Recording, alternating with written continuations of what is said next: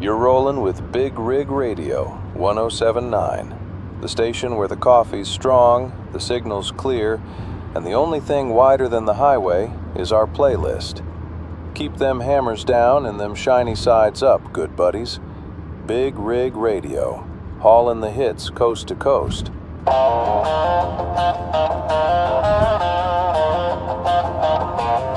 it up.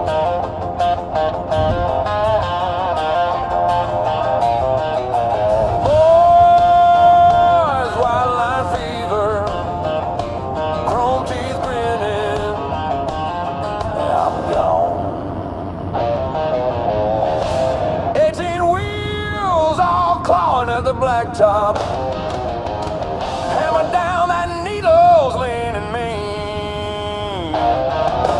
Coffee in a stained old thermos, sloshing. Smoke from the stacks like a steam blown dream.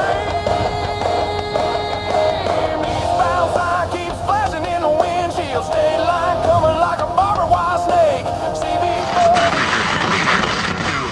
Hey drivers, tired of eating mystery meat at them chain stops? Pull into Bubba's Big Bite Truck Oasis off exit 69. We've got showers hotter than a Georgia asphalt in July, lottery tickets that almost win, and chili so powerful it'll keep you awake clearer than a double espresso, or your money back. Bubba's Big Bite, where the food's fearless and the portions are bigger than your rig. Come on in, if you dare. This is Big Rig Radio, keeping you updated on the blacktop. Weather ahead, clear skies and smooth sailing. But watch for them four-wheelers driving like they got a death wish. Remember, folks, life's too short to drive bored. Stay tuned for more real country on Big Rig Radio.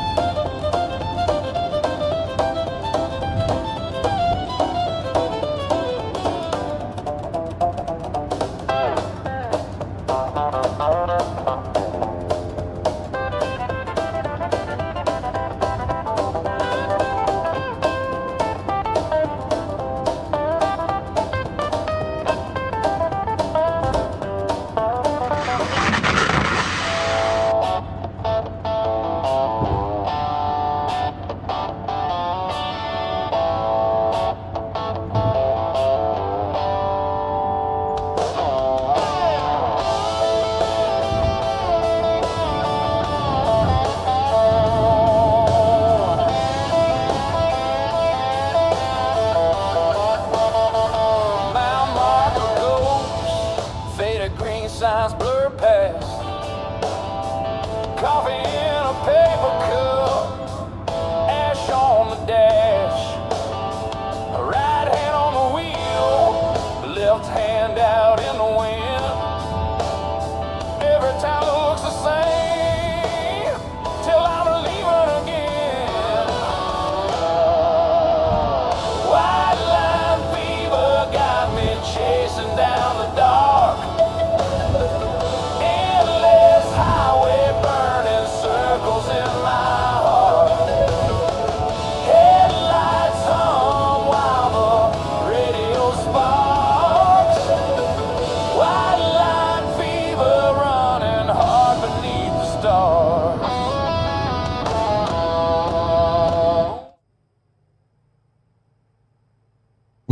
let's see. Did all that work?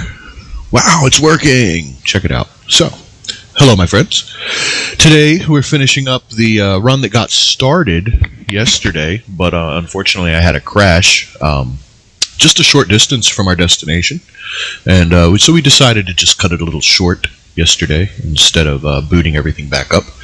But today we're back. We're going to finish that run and look for another Southbound run, and we've got the ambient lighting working that you've seen around the VTuber space. Now we use Meld Studio and Warudo for... Uh-oh. I thought I upset somebody there. We use Meld Studio and Warudo along with a dual PC streaming setup here. So things are a little more complicated than those who are using like VTuber Studio or whatever and OBS. So we ended up with using OBS as a kind of transport layer to convert things around so that Warudo can see it and influence the lighting, yada yada yada. Ambient lighting, very cool. So let's fire the truck up. Please proceed to the highlighted route. And hit the road, Jack, right?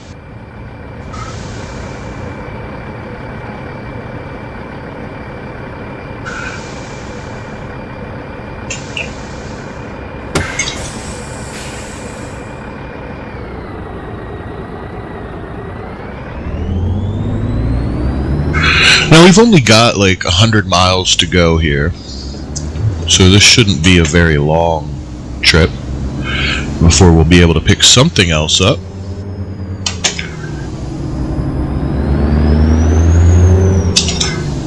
If you joined us last time, we have a quite a heavy load. It's not, I mean, it's not special load heavy, but it is a large load. It's about 88,000 pounds gross weight. It's not the heaviest things we've hauled. Recently we did a 120,000 pound special piece of equipment that was quite massive. So this definitely isn't the heaviest, but it is, you know, quite a bit heavier than your usual tractor trailer that you would be moving.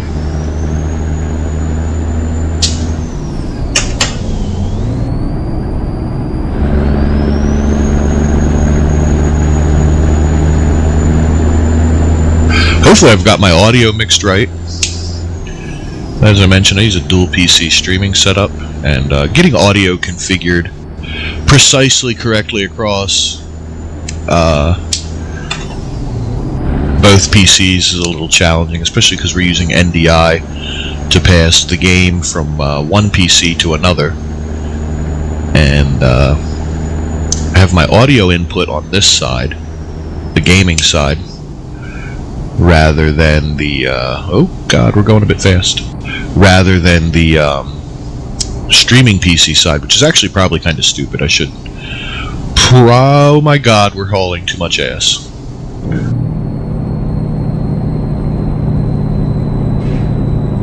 We're still hauling a lot of ass. Jesus. Oh my god. Oh my god. Whew. This is a crazy series of bends to come up in a 65. That's okay. We got through it. Didn't fall apart. Anyway, like I was saying, I should probably get my setup so that my my microphone, my audio input's on the streaming PC instead of the gaming PC. It's just how I had it set when I migrated from a single PC to a dual.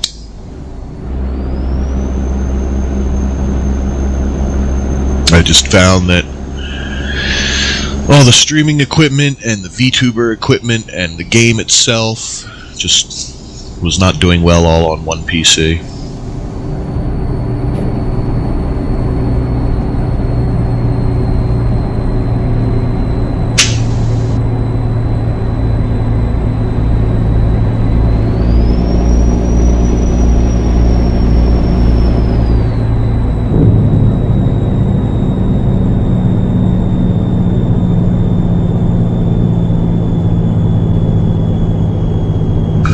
Let's see what's on NPR. There's a couple things that we could chat about today. I'm trying to get better at, turn that down a little bit. I'm trying to get better at, I don't know, being more entertaining, I guess you could say. As is kind of the thing, you know, long periods of silence while you're driving, but, you know, people want to hear you talking, engaging. Which is, I suppose, a bit of a catch-22 when you don't have any viewers and there's no chat. I mean, my only chatters are these, Nesna, I can't pronounce it. These Nesna spammers who kind of, want to promote you. They're the only people that chat, so.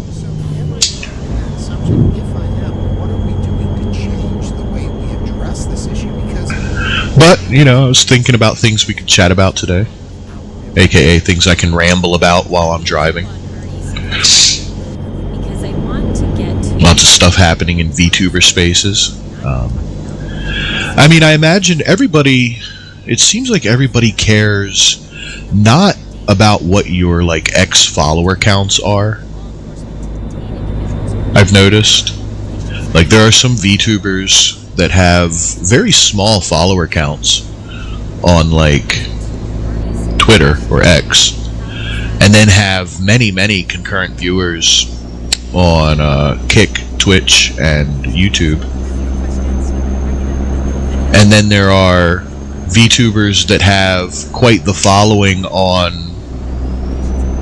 you know, the other way around.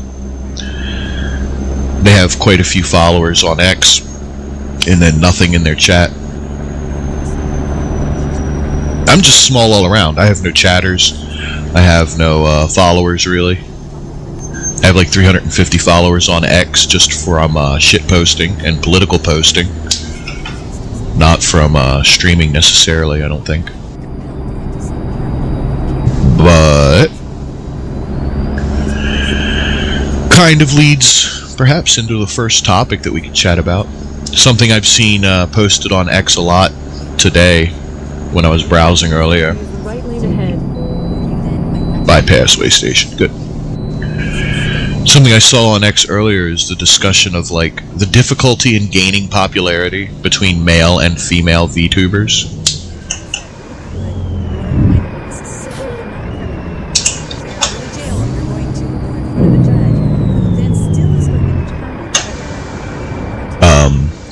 I know a lot of people Turn right. were dragging on this one guy, I can't remember his name, but because he was posting like clown emojis and talking about how, like, oh, another female VTuber who's talking, you know, having it hard getting started and blah blah blah, and, like, I don't know. On one hand, I understand, like, if you're like, oh, it's so hard. Oh shit, almost stalled the truck. On one hand, I'm like, I get it. If you're like, oh, it's so hard to grow as a male VTuber, like, okay, yeah, I can see where male VTubers don't have the mass, like, sex appeal that female VTubers do. And let's be honest, I think most of the audience is probably men, just by the nature of anime and, I don't know, what's available for people. Like, ask yourself, are men or women more into the parasocial thing? I would guess men. I would guess men are more into the parasocial thing, and thus become more into VTubers. And, I don't know. I think it's complicated. I think female VTuber avatars, whether it's a male or a female behind the mask, certainly grows faster. I mean, it's just humanity. I'm gonna cut that guy off. Don't get hit.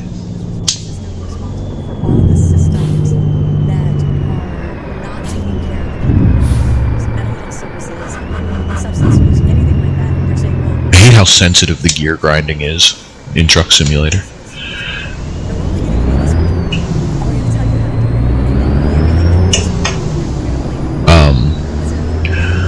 But, like, just because a female avatar might grow faster and get more popular more quickly, I don't think that's a reason to clown emoji those VTubers. Like, they're not the ones who are the audience. They aren't in the mind of each follower determining why they come to that VTuber, you know? Like, I don't have big boobies on my VTuber model. And for most of my stream, my VTuber model is seen from behind because of the driving thing. You know? We have to do this number so that I show up on camera in the normal way. And I know that's going to reduce my growth necessarily. But that's okay. I'm doing it how I want to do it. And if you're doing what you want to do, it shouldn't matter what other VTubers or other streamers are having success with or not having success with. And then turn left. You know, I like to play Truck Simulator, and I like to stream what I'm working, like what I'm doing. Turn left. And logistically, being on camera was a little bit difficult with this rear view that I wanted to do. And so I got into the VTubing thing. That's literally it. You know, I'm not here to displace anyone. I don't want to become the next Rev or, you know, displace Kodiak, who is, you know, like the only VTuber I really follow. Give me the green arrow. I'm just here to be me, you know, and unapologetically so. You know, I talk about my politics openly. Where's my fucking green arrow? Talk about my politics openly. I try to be kind to anyone who's kind to me first. I'm begging for a green arrow here. There we go. Whew.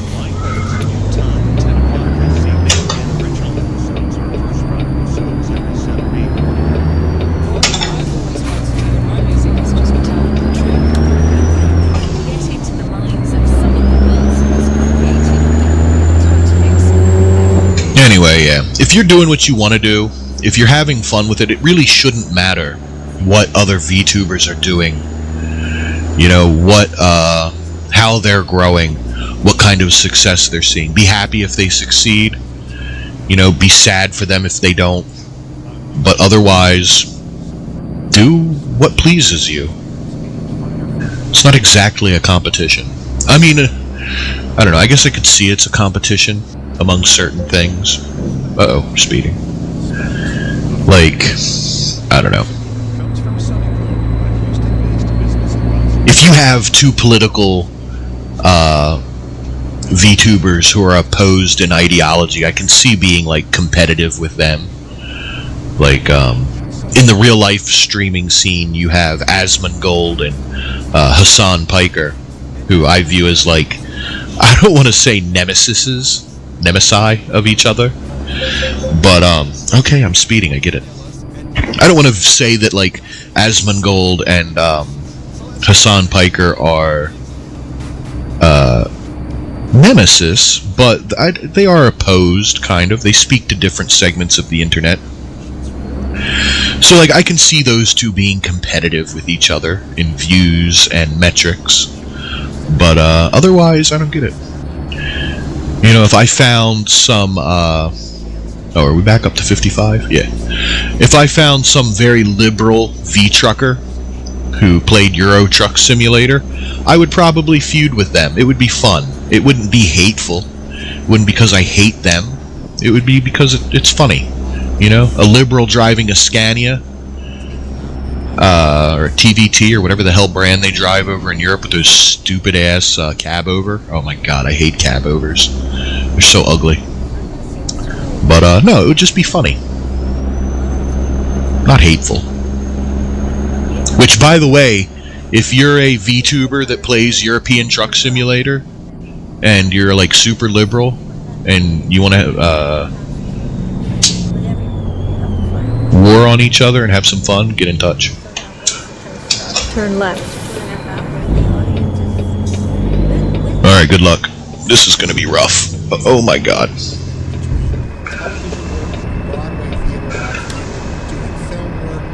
There's no way we get in here without causing some damage to their mailbox.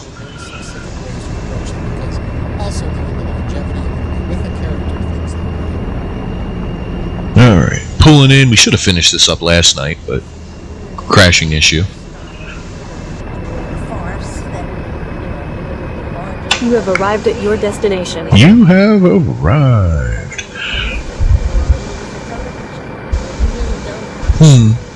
Okay. Okay.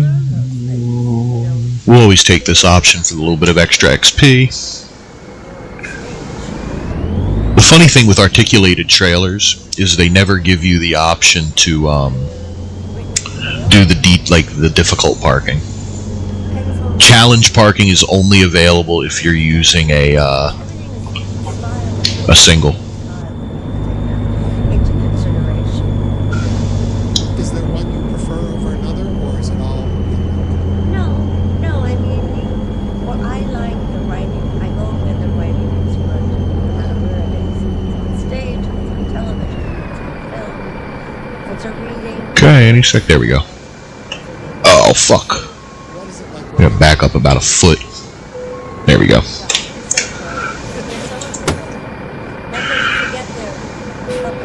Decoupling. Alright. What do we got?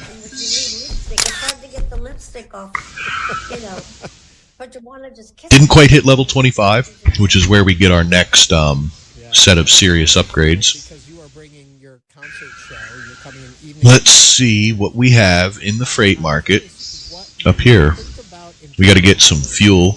I think we're pretty low. What do you want to tell us as an audience about who you are as a performer? Let's see. Going to Arkansas. That's pretty light. That's just a single flatbed. Decent pay though. Comedy or drama but the presence. I'm there.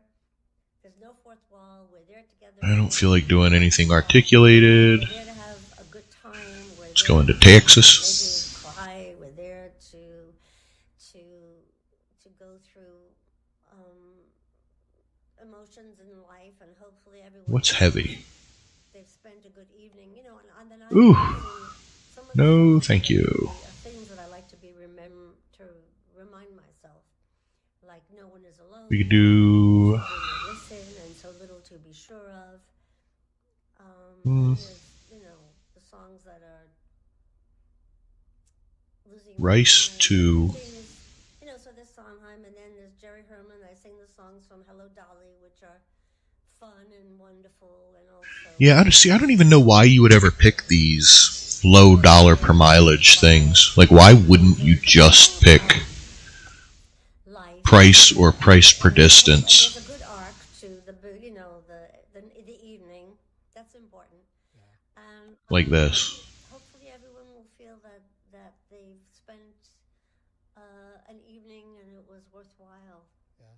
Is there a Bernadette Peters that you put on to go on in a concert, or do you just come as you are? Yeah, like why wouldn't I? Proceed to the highlighted route. Alright. So there's no gas on the way to that. Right? No. Alright. We'll hope for the best. We'll hope for the best on the way. Let's see. Damn, only 385 miles. Okay. Well, pretty much no matter which way we leave from there's going to be gas close by, so it doesn't matter.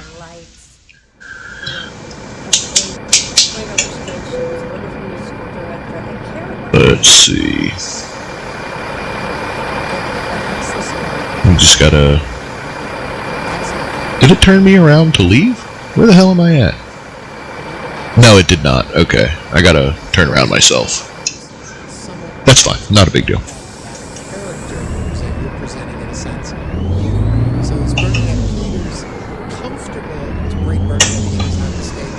Oh my god. This is a little tighter than I thought it was going to be.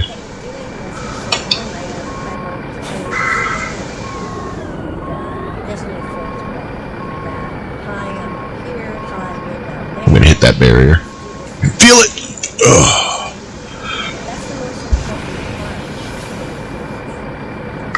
Performance. In fact, I like to see the audience. I don't like that it's a black wall and I can't see that it's so dark. I like to be able to look people in the eye. I like to connect. That's what it's all about.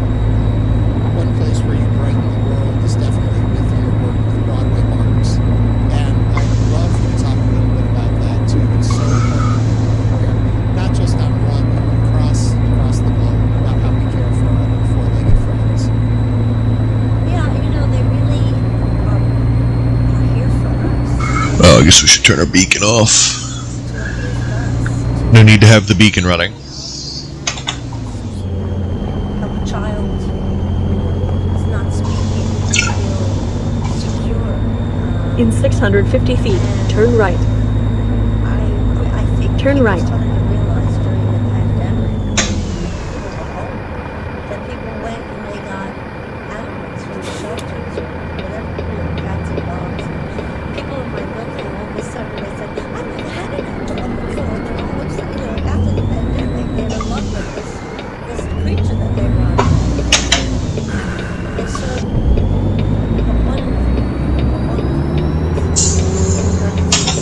I need a mod that turns down how sensitive the gear grinding is. You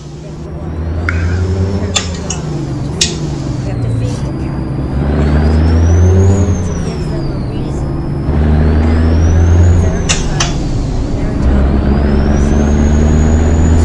And Whew, this truck hauls ass bobtailing. I love it. and now people understand how that animals in shelters are not bad animals. They're just homeless animals. And now it started in the UK. So my friend Elaine Page and that one is called West End. Well, I wonder if Truckie's updating correctly. They get all the Is it? actors come out. Yeah, it is. Very cool. And all the rescue dogs that, they're learning where to they know better, they're getting it. It's very important for them to have it. Especially that when, farmers will have these St. Bernards, and when they're finished with them, it's a sad story. They take them to a place called the killing place, and then they shoot them. And this way, they don't have to do that. They can go, it helps somebody, live with somebody, go into somebody's home. And then people Heading down the street, French bulldogs. pick up another load. The puppy goes to a rescue, so they come to us, and somebody that wants, a dog can get any kind of dog, like a mug, French bulldog, whatever. So I think it's something that's really important. Not only do you blogs, I mentioned at the beginning, you're a best-selling author, but it's sort of books that you've written in conjunction with Broadway Marks. Yeah, I wrote 3 children's books and 2 songs, actually. That go to books and Brother, I am begging you to stop at stop signs. I mean, I understand that I did a Oh, he has a yield. Then again, I was in the intersection, so I'm going to go ahead and say that I had the right to go, Concert here in Houston. and he should have yielded. All the joy you bring us. Thank you so much for doing this today. Thank you. It was wonderful talking to you. Thank you so much. Bernadette Peters, thank you. That was philanthropist and performer. Bernadette Peters will be performing next Friday night at the Hobby Center for the Performing Arts in an evening with Bernadette Peters. For more information, you can visit thehobbycenter.org. And to enjoy my full interview with Bernadette Peters, just visit interviews with Bernie Reduce. Bernadette Peters. Keep to the right, and then turn right. That's a nice little those wonders of the world. We fed her to. Yeah, she seems like she just Turn right. This is the second time I've had an opportunity to interview her, and what strikes me about her is she is not affected. Well, guess we're not making a right on red here. I feel like herself, she was sitting next to you at dinner party, she'd be like, I'm really better. And you would just talk to her, and you'd be like, We are now. I think if you are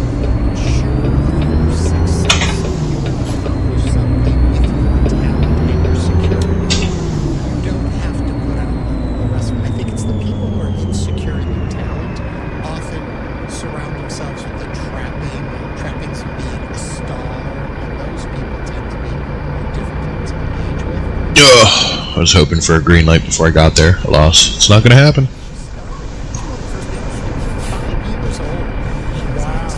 Oh, you know the other crazy VTuber drama that's going on that I was seeing on X? Absolutely craziness. Is the whole people taking back models thing. Saying like, oh, we've updated our terms of service. If you don't agree, discontinue use of the model you purchased. Man. And the model makers in China, which, whew, good luck trying to enforce a contract from China and the United States like that. It's just not going to happen.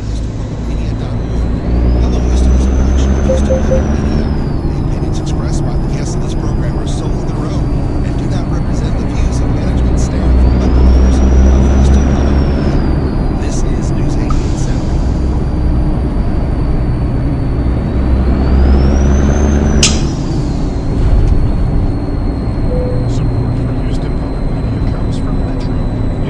Recruitment agency. That reminds me, I have a truck that I need to sell and buy a new one.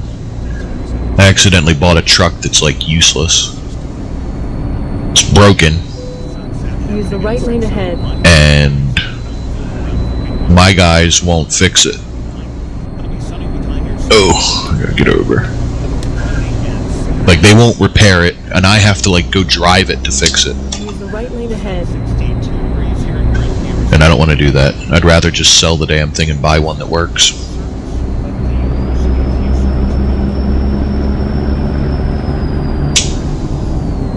But yeah, VTuber model makers taking back models, that's not going to be good. Especially just for your future. Like, your politics are one thing now that leads you to wanting to take back a model, but what happens when like the pendulum swings? You know, you got to wonder as a model buyer, like, what about when the pendulum swings back the other way? Am I going to lose it when they no longer agree with me? You know, I don't know. That's why I made my own model. Nobody owns my model but me. Can't take it away from me. It's dog shit, but it's mine. It developed a red outline for no reason. I'm not sure why that happened, but it's mine.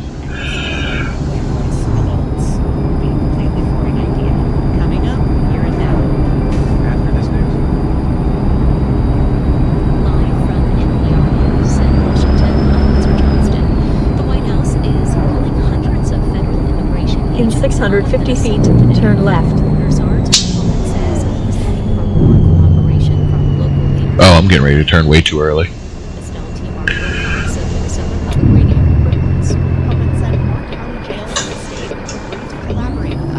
Turn left.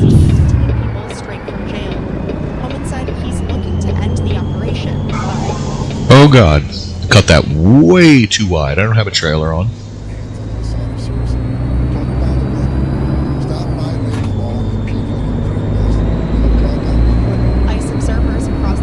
In 650 feet, turn right. Where in the hell am I picking up from? Turn right. What is this, the goddamn Texas Chainsaw Massacre house?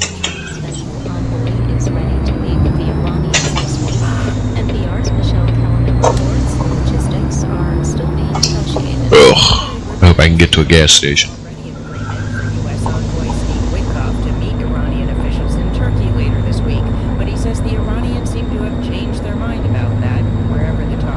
DFA, Dairy Farmers of America. Cool. So, not Texas Chainsaw Massacre, but, you know, not all that far either. That's a joke. That's a joke. We here at Sunset Hall Trucking love America's Dairy Farmers. Jackhammer Lane loves America's Dairy Farmers.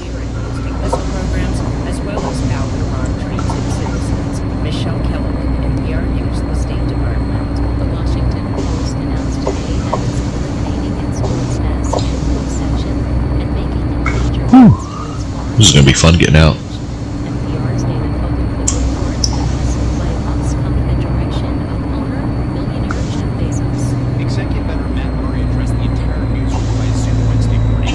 Murray called the cuts a strategic reset as the paper's readers... You have arrived at your destination. National security. Bezos is the founder of Amazon. Alright, let's see what the job offer is. GPS is the one we followed here. To stem years of red ink. Former executive editors Marty Barron and Marcus Brauckley questioned the strategy. Notably, the paper's chief executive and publisher Will Lewis did not address the newsroom and has not so far spelled out the roadmap. Please proceed to the highlighted route. Let's see, where is...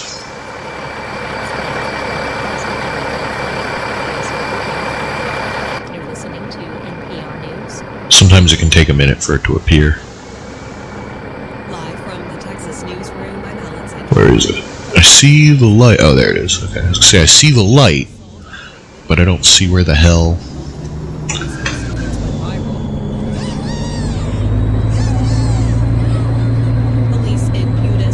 Alright. Okay, so it's just a flatbed with two tractors on it. Not a big deal. Shall be easy. Reportedly assaulted when a crowd of students intervened, forcing the man to return to his vehicle. Bexar County Commissioner Tommy Calvert is calling for the city of San Antonio to use its authority to prevent the opening of an ICE immigration processing center on the city's east side. Texas Public Radio's David Mark Davies has more.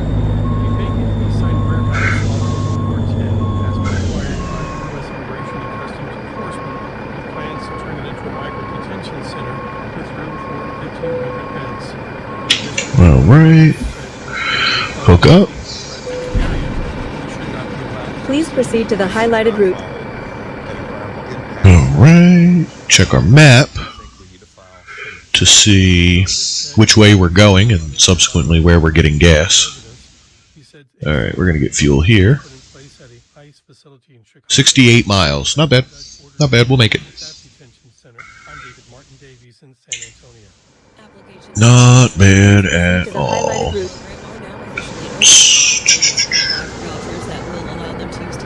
No, you know what? We didn't look around. Okay. Very cool. We should probably turn our beacons on for this one because it's, I don't know, because I feel like it. Let's get rolling. Good luck to us getting out of here. Some of those turns are a little kooky.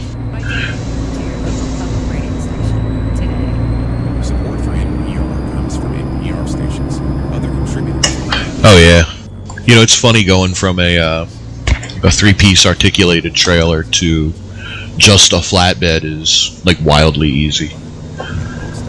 Hardly have to think about it.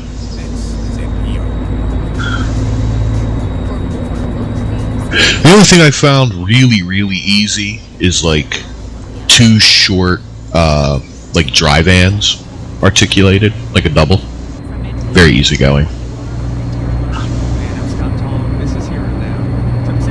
Full-length doubles, like turnpike doubles, difficult. And the three-piece articulated lowboy can be challenging on turns.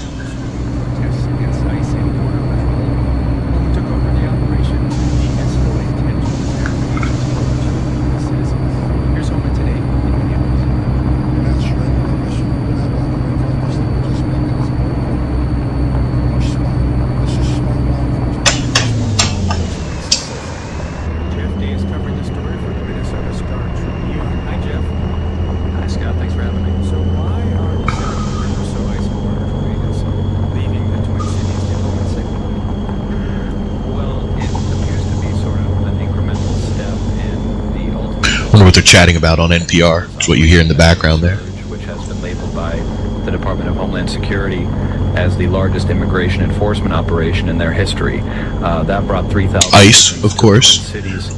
That reminds me of the Will Stansel thing that's going on. As they say, it do be like that, Mr. Stansel. Getting kicked out of the ICE thing. Back to that number of 150. Upsetting all of his fellow revolutionaries. Finding out that MAGA probably cares about him more than they do. basically be given Absolutely crazy. What a world. Where a dipshit like Will Stancil can find out that MAGA likes him more than his own people. That at least Holman and several county sheriffs have apparently agreed to would ease that transaction so that instead of ICE agents having to go into communities In 650 to detain somebody, feet, turn they left. can do it at the county jail. Holman says this will lessen the need to have multiple agents going into the community. And did Holman acknowledge any mistakes, Turn any left. failures by the aggressive federal agents in the Twin Cities? You know, I've heard they're talking about the ICE agents and a better way to grab people by getting them at the county jails instead of going into communities for them. And like, I get what they're going for there, but most of these very liberal jurisdictions prevent police from like arresting people for their immigration status. So I'm not sure. But then again, maybe they know that, and that's why they're asking for this compromise, because they know it won't be like useful. If local cops won't arrest people for immigration status, what good is picking them up at the local jail? Some want them only to use warrants issued by judges. Did Tom Holman suggest any change coming to how this deportation? I don't know. This whole ICE thing's getting a little crazy. Not because I disagree with them, but because it feels like the left is very, very orchestrated in this regard, in this situation. And somehow, events keep happening that challenge the effectivity of ICE. I don't know. It's a whole thing. I don't want to sound like a conspiracy theorist, but Was holding a cell phone in his left hand before firing the shots that killed Good. Right, and was he not wearing a body cam? As far as we know, there was no body camera footage there, but that's not a confirmed fact. So I take that with a grain of salt. We've seen these images of the massive protests in the Twin Cities against ICE on successive Fridays. There any early reaction there to this partial pullback of these? Well, one of the interesting parts of Holman's announcement is that he basically put it, if he wanted to get to the full drawdown here in the state of Minnesota, he basically put it on the shoulder of Minnesotans and said, if you'd like for us to leave, you need to stop impeding our law enforcement agents from carrying out their immigration. And that's an interesting line to draw. It's a new argument that we haven't heard. There hasn't been, he pointed to somewhere around 150 or so arrests, 180 so arrests for impeding law enforcement that are trying to do immigration enforcement here in the Twin Cities. But there were, over the weekend there were roadblocks that were positioned in some streets in South Minneapolis near where Renee Good was killed. He pointed to that a number of times, saying, you can't construct roadblocks to stop ICE. But it was just an interesting argument to make that is sort of now the hurdle that needs to be cleared for ICE to leave is for putting it on the people, the protesters. Yeah, exactly. Okay. Yeah, that'd be correct. Yeah, I understand. Jeff Day is covering all this. He's a reporter with the Minnesota Star Tribune. Jeff, thank you. yeah, I know I'm speeding a little bit. Peace talks between Russia I mean, honestly, I'm less than 5 over. I don't see what the big goddamn deal is. alongside U.S. mediators. Ukraine is suffering a brutal winter with sub-zero temperatures as Russia bombards its neighbor's energy grid, leaving millions of civilians without heat or power. This week, President Trump said Russian leader Vladimir Putin had made him a promise to stop the Excuse me. fire. Hours later, Russia rained down missiles on Kyiv's grid. Christopher Miller is the Financial Times chief Ukraine. We're coming up on where we're going to be getting fuel here momentarily. Joining us, Christopher. My pleasure. Thank you. So first, President Trump hailed what he called a ceasefire by Russia, which they've already broken. That doesn't seem like a great omen for negotiations or any promises from the Russian side. No, certainly it doesn't bode well for peace talks or for Russia's position on this, right? I think, what was interesting was hearing Donald Trump sort of throw Vladimir Putin a bone here and say, well, he did agree to a week-long ceasefire, and he kept his word, but it began from the previous Sunday and lasted until this past Sunday. So, what we were supposed to have been seeing prior to that was... Yeah, I don't know. There's a lot of things these days that I feel like I'm just kind of tired of. Not that I'm tired of hearing, that I don't care about because I'm tired of them, but rather just energy infrastructure. It's going forever, and I don't know that I see a solution that everybody will like. Trump's statement, it was only about Like the Ukraine thing. What is the long-term solution here that doesn't involve the United States going to war with Russia? just Tuesday night. So what are Ukrainians doing, and you for that matter, to survive without heat in sub-zero Fahrenheit temperatures? It's tough. People are really rallying together here. There are thousands of apartment buildings across In Kiev 650 feet, that are turn without left. power, without heating, and without water. The streets are frozen. The ice has been packed down now after 3 or 4 weeks of sub-zero left. temperatures. It's basically an ice rink outside, and people are freezing in their homes. So, Christopher, back over in Abu Dhabi, this is the second round of peace negotiations. The first were last month. How are the talks going? It's hard to say right now. We're getting very little information out of the talks. They've ended. There will be a new day of talks. We're not expecting a whole lot, to be honest. The Russians have said this afternoon through their It's a pain in the ass to see. that the Russian position has not changed and will not change. The Russians Take our chances here. over all of the territory. This kind of a intersection's tough to see what's coming. The rest of the region of eastern Ukraine called Donetsk. Alright, we're getting gas Donald Trump has right here somewhere. that he believes territory is the big hurdle here, and they're Or trying look out for the truck entrance. to hand over this piece of territory. And the Ukrainians and President Zelensky, of course, are saying, not without serious security guarantee considerations, and only in the right kind of conditions, and only if Russia withdraws an equal distance on its side. Let's talk about those security guarantees. Has there been progress in any agreement? Oh, that's exit only. Well, guess what? Some progress on the Ukrainian side, getting the Navigation Americans and the resumed. Europeans to put down some ideas on paper. I say ideas. Guess what? Promises yet, and anything that is agreed by the U.S. and the European side would still need to be accepted by the Russians. We're gonna wrap around weird, right? If they're actually come into the gas from the right angle, so we can leave the right way. a ceasefire. None of these guarantees would actually come into Oh, effect. brother. There is some kind of peace deal that Russia would have to be involved in. So there has been some progress made on what the Oh, brother, this is chaos. but there's a lot that we still don't know about the security guarantees.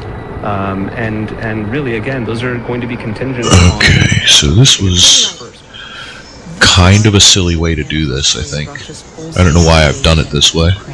Give us an overview. How many people have died on each side, and how much territory has actually... But alas, we're in the thick of it now. Sure. Both Russia and Ukraine very rarely release figures on the numbers of people killed. But by calculation... I don't know that we're going to be able to pull cleanly out of this, but we'll see. Foreign governments, including the U.S. and its own calculation, we believe it's somewhere over more than 1.2 million people killed, and that includes soldiers and civilians. About 20% of Ukrainian territory is currently under Russian occupation, or Russia wants to take even more territory, if not through force, Okay. negotiations. 20% of Ukraine, that's quite a lot of territory. I mean, to try to put it in perspective. Let's fix the map before we get going, because this thing tends to spaz the hell out. Imagine, 1/5 of the state of Texas under foreign occupation, and that's... Please proceed to the highlighted route. You're in Kyiv. Do Ukrainians think Putin is serious about peace, or do they think he's pulling the wool over Trump's eyes and trying to run down the clock? The latter, certainly. Oh my god. This is tight.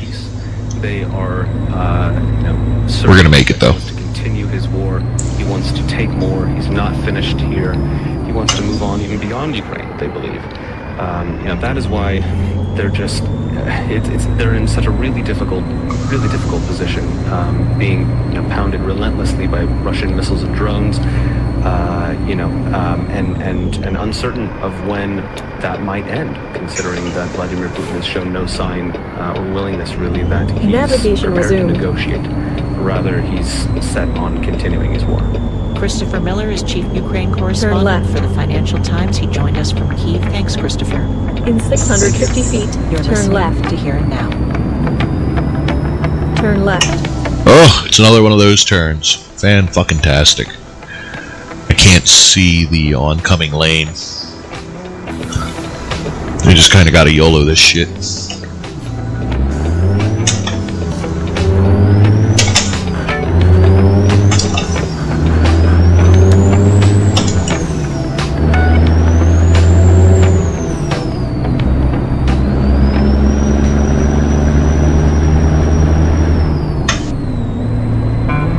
Russia's hybrid warfare against Europe has increased sharply since the country's full-scale invasion of Ukraine 4 years ago. Attacks are becoming more dangerous. These attacks are getting more visible because Russia is really trying to influence the general population. I'm Lana Summers. Russia's attempts to undermine support for... So, it sounds like NPR is all Russia all day today. Coming up today at 3 o'clock, let's check out the weather with ABC 13 meteorologist Alita Loreska. Cooler, breezy on this Wednesday. Afternoon temperatures in the mid to upper 60s. Look for a high today in Houston of 64 degrees, running just a couple degrees shy from normal. Overnight lows will be dropping in the mid to upper 30s, well above freezing, but there could be some areas that wake up to some patchy frost. And then we've got a nice warm up heading into the weekend with overnight lows in the 40s and highs in the mid to upper 70s. I'm ABC 13 meteorologist Alita Loreska for News 88.7. You know, I gotta figure out what would be a fun collaboration with another VTuber is getting somebody else in my cab with me. I mean, the obvious answer is that they hop in Discord and send video from the correct angle. By clinical research. More at stlukeshealth.org/cancer. Funding for Here and Now comes from the listener. And I just overlay it in Meld. And from the music emporium. Yeah, that sounds about correct, doesn't it? For more than 55 years, celebrating Sounds fun. the enduring presence of music made on the front porch. Have a co-driver. Of course, there's no way for you to actually drive the rig, but you know, you can sit in the passenger seat, chit-chat over Discord. If you were in the path of a big snowstorm the last couple weeks, what did you stock up on before? If you said, yeah, there's evidence that those are things you frequently buy, or in some cases, panic buy or overbuy. I don't know. This last storm, I didn't really see people buying milk and bread. Agriculture staff writer with Grist, our editorial But partner. maybe. Irella, welcome back. Thanks so much for having me, Scott. So after the fact, it's easy to look back and call it panic buying. It makes it sound irrational, right? Ooh. Just not thinking. This truck's just got so much power. I get caught off guard. I think there's a really key difference between something like... I installed a smoother throttle response curve, and even that doesn't really help. It's still, we just saw, and just regular emergency. still got a ton of power. So emergency preparedness is... If you're not careful in first gear, it can get away from you a little bit. ...expert guidance to, ensure their household, their family is adequately prepared for a disaster. You see federal and state emergency management agencies, they recommend having enough food and water on hand to last your household anywhere from between 3 days to up to 2 weeks when a disaster strikes. I remember that. A couple of weeks ago, we bought a lot of water. Right. But panic buying, on the other hand, is when you see this big storm forecast. Starting to rain. A consumer becomes driven by a sort of like fight or flight emotional response, and that causes them to buy far more food than they reasonably need or even can eat or even have room to store, especially perishables and food that are likely to spoil. So I think the real difference is between thoughtfully stocking your pantry with food that will get you through an emergency and then racing from store to store, filling your cart with items you probably won't use before they go bad or even have enough space for. And is there evidence that for those of us, and we've all been there in that situation where we end up overbuying, panic buying perhaps, is there evidence as to what we tend to buy? Does it tend to be fresh food? Research actually shows that the panic buying pattern we see typically happen before an extreme weather event that actually applies to virtually all food groups. Grains, vegetables, meats, eggs, nuts, alcohol, even frozen food and canned food. So sort of in a nutshell, just about all food groups, even those that easily spoil, they tend to get bought up before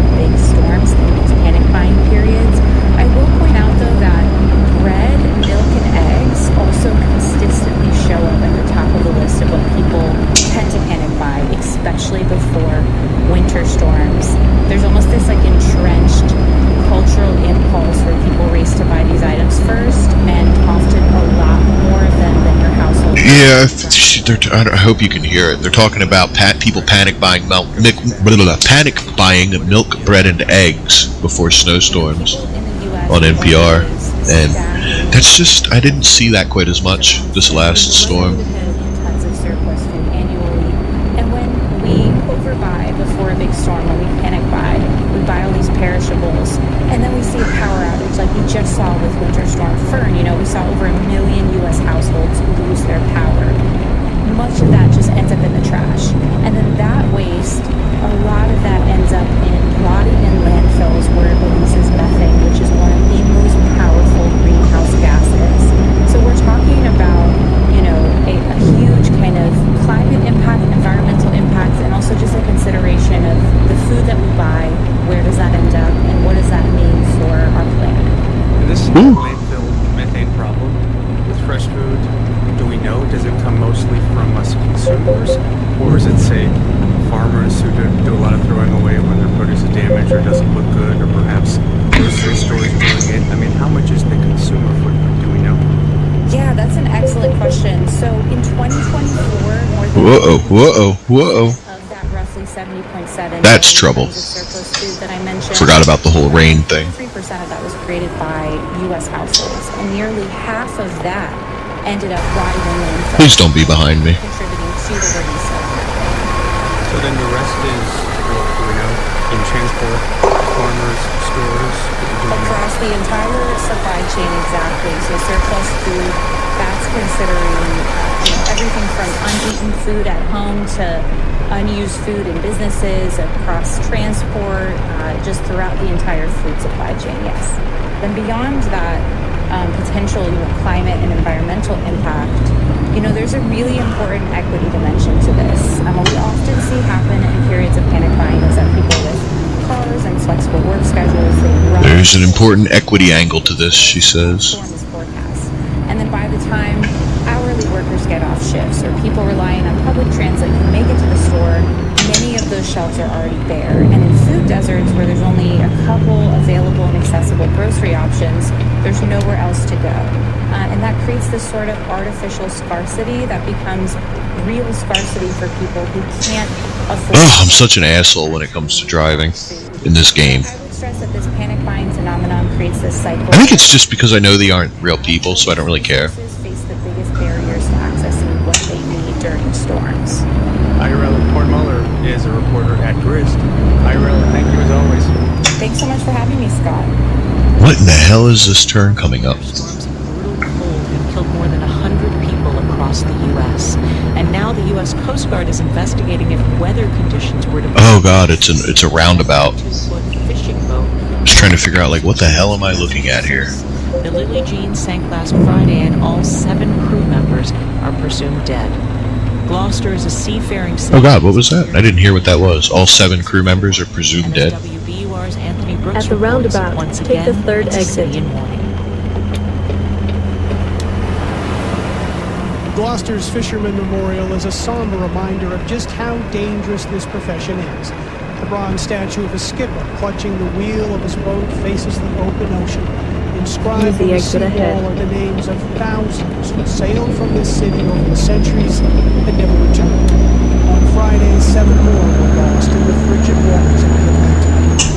Just really hard for everybody. Brett Beard stopped by the memorial around sunset earlier this week. He was a longtime friend of the captain of the Lily Jean, Gus Sanfilippo, a seasoned and respected skipper here in Gloucester. Yeah, he was a good man. I remember him when he was just a kid. Can you tell me something about him? He was a hard worker. He was a really good carpenter back in the day. I remember way back when he worked at Gino's Golf over in East Gloucester. Just always a hard worker, So sad, Beard says it will take time for this close-knit city, the country's oldest fishing port, to recover from the loss of the Lily Jean.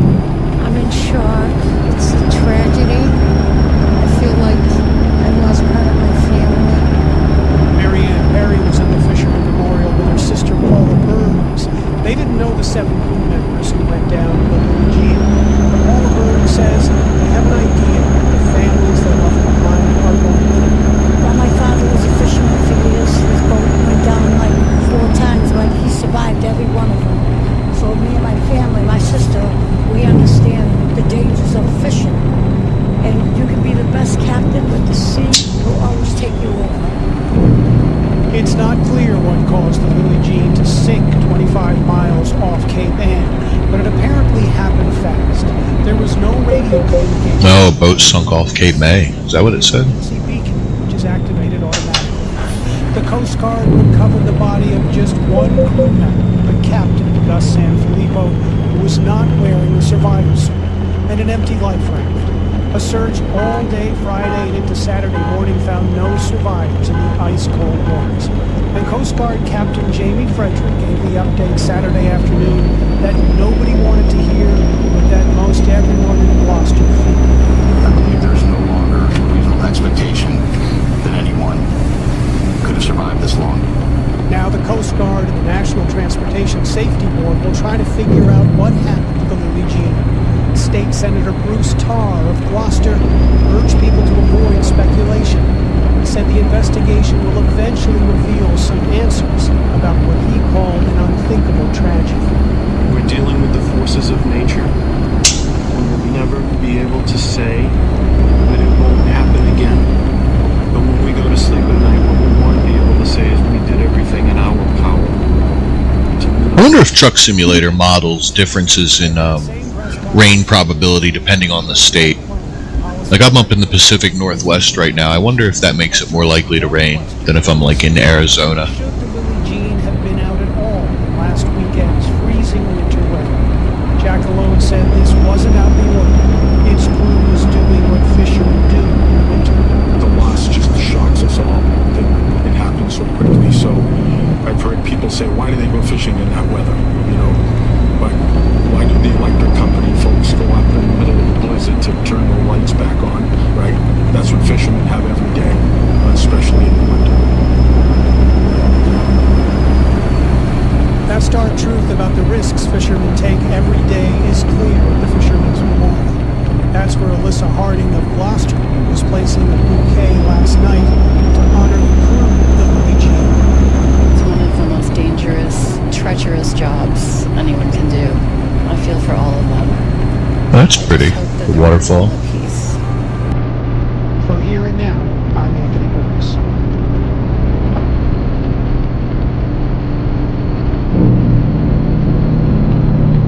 You're listening to Here and Now.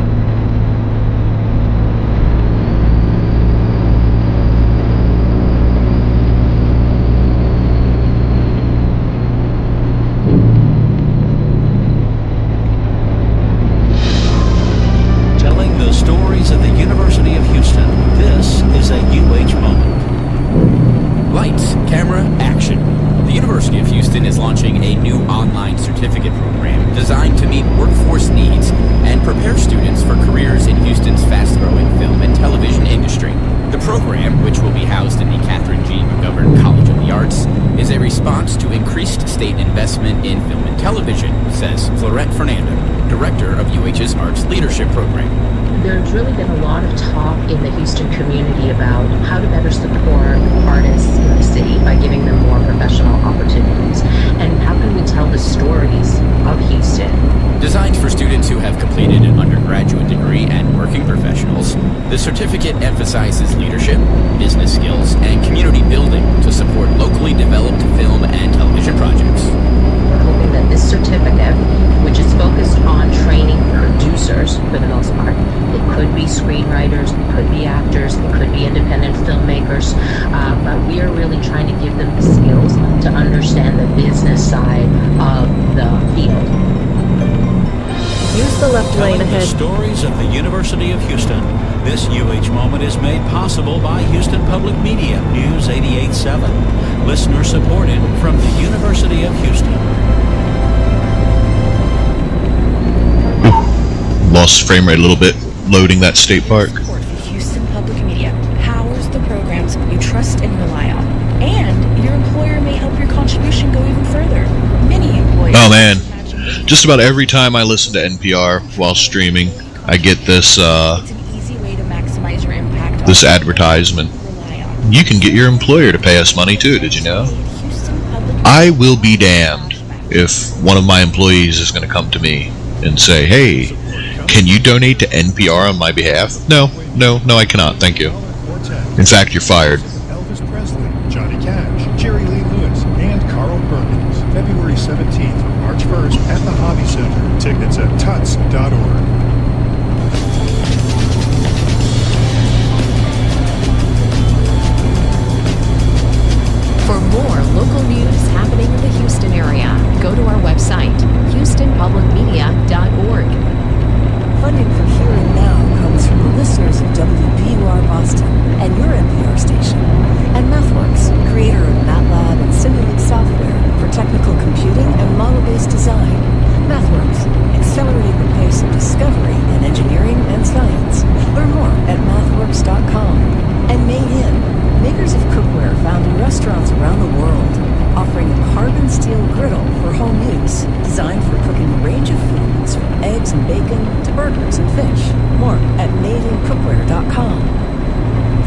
is the engines of our ingenuity.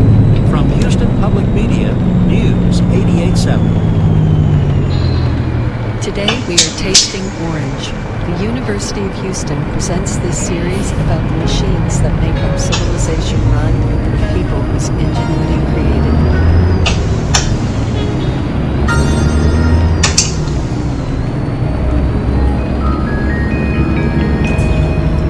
Nope, we're going.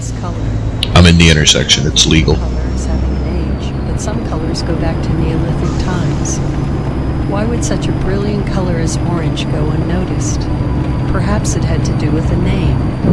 The word orange comes to us from Middle English by way of Portuguese, Arabic, Persian, and Sanskrit. The evolution of the word and its link to the colorful Chinese fruit traces its migration from east to west through the centuries. The sweet orange, Citrus sinensis, finally reached Europe in the 16th century. The popularity of the orange from That's so interesting. fruit, peel, and zest to its oil. I don't know why NPR has some of the things they have on.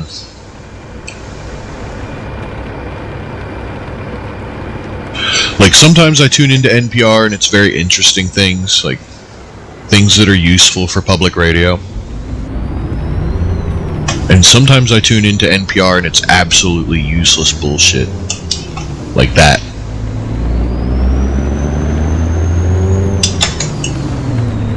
Ugh, we're struggling for frame rate here.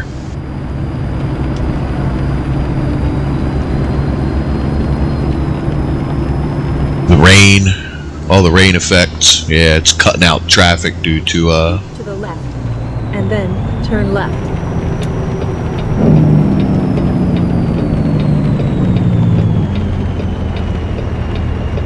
Turn left.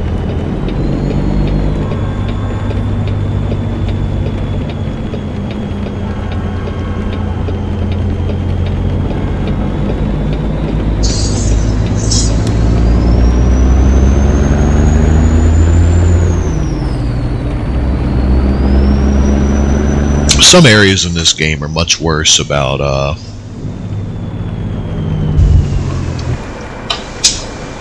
frame rate than others. I don't know why. This area has been pretty bad. I guess all the trees.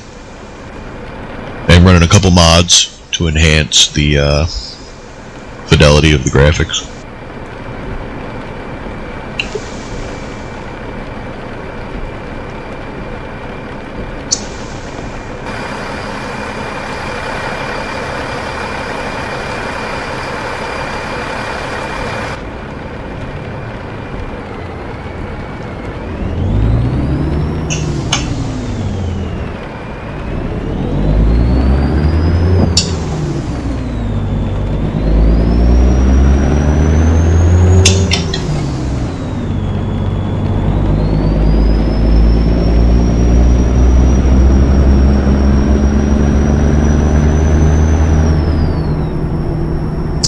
As the rain stops, yeah, look, see, the rain's cutting out, my frame rate like immediately improves.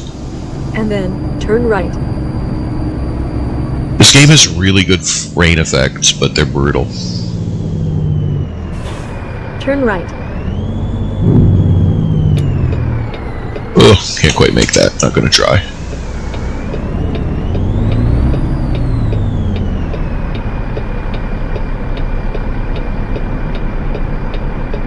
Thank you, we really appreciate that, buddy. Whew, that's close.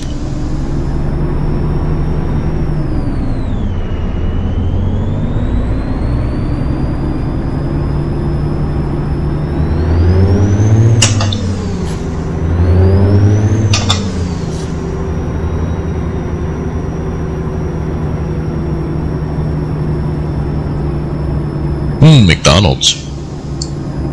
Who wants to stop?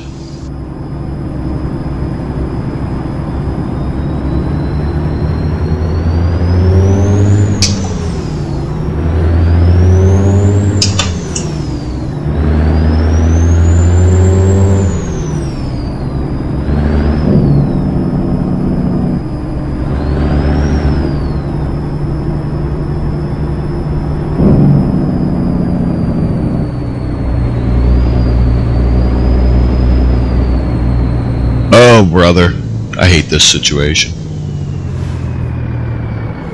When you have a ton of weight in ATS, there's a bug where getting started on a hill kind of sucks. We'll see.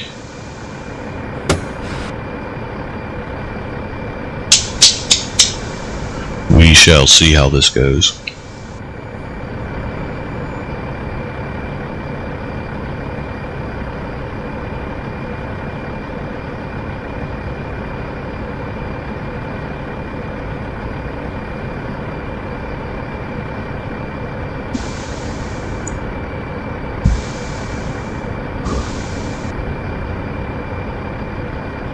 Whoopsie daisy.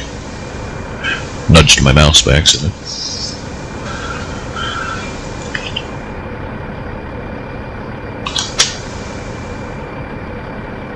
Oh, let's think. What else has been going on in the world?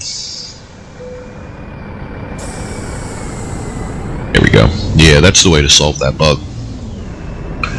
When you get going, hold your hold the brake, like not hold the brakes in, but put on your parking brake and start slipping the clutch as you pop the parking brake. Otherwise, for whatever reason, it'll act like the brake is on unless you do it like that, if you've got a lot of weight uphill.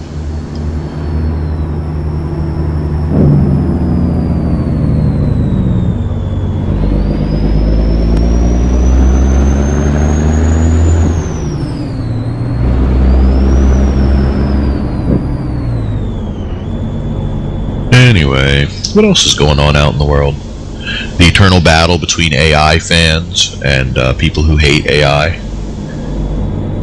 Now, don't get me wrong, I paint digital, I do 3D artwork. I can't really be mad at AI. It doesn't offend me. I think, what the hell just happened? Something just fell. I don't know what it was.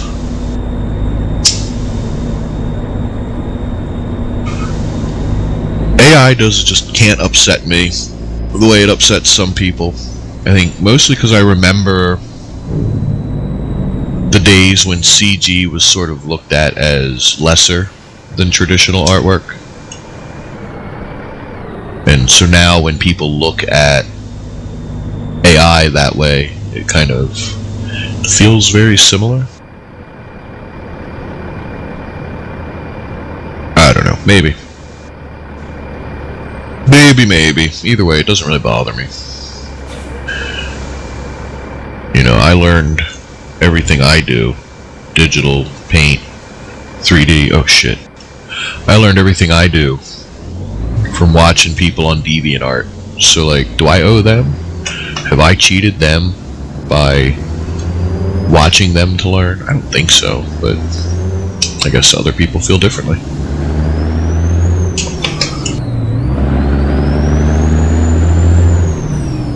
And frankly, if you don't believe in the human soul, I really don't want to hear like, there's this je ne sais quoi to human-made things. Like, don't give me that shit.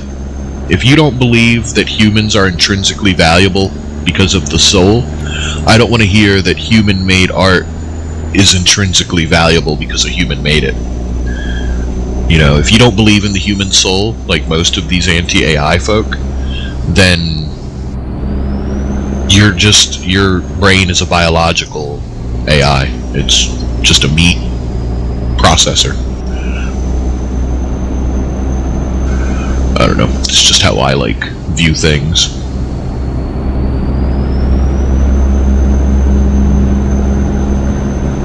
Man, Pacific Northwest is really pretty when it's not raining, isn't it? Although all these trees are killing my frame rate.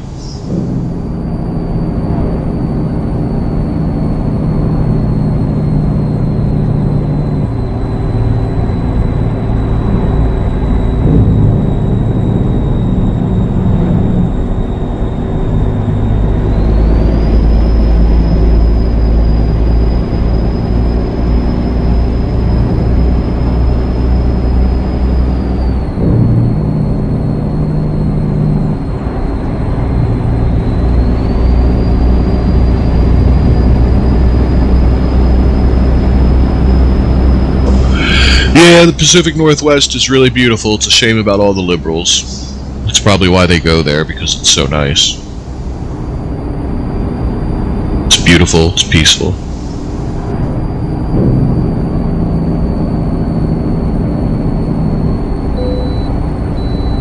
Nice.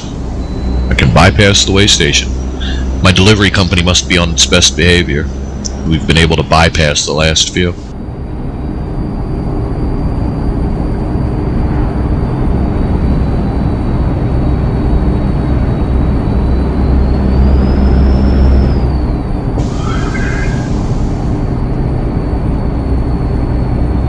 What a pleasant driving area this is. Easygoing speed limit. Pretty sights. Little traffic.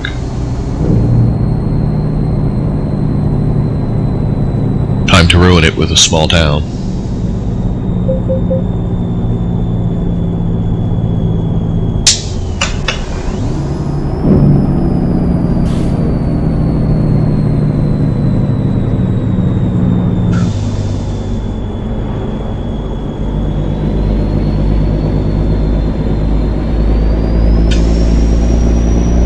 Let's turn NPR back up and see what they're on about now. Still talking about fruit? Greenhouses capable of sustaining the fruit trees in the earth. Yes, they are still talking about fruit. Awesome.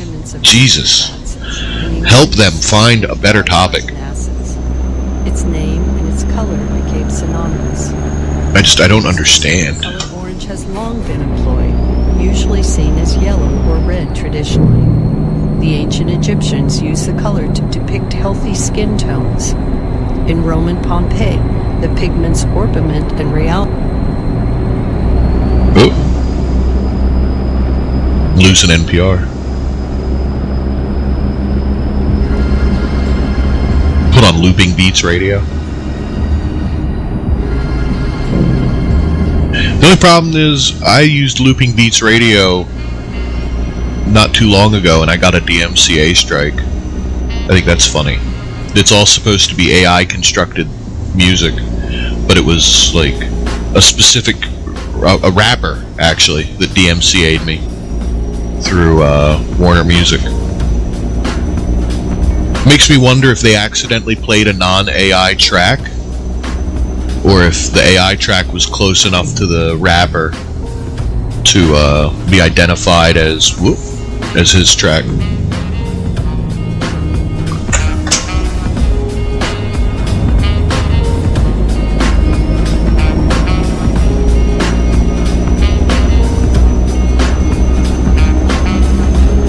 Welcome to Idaho.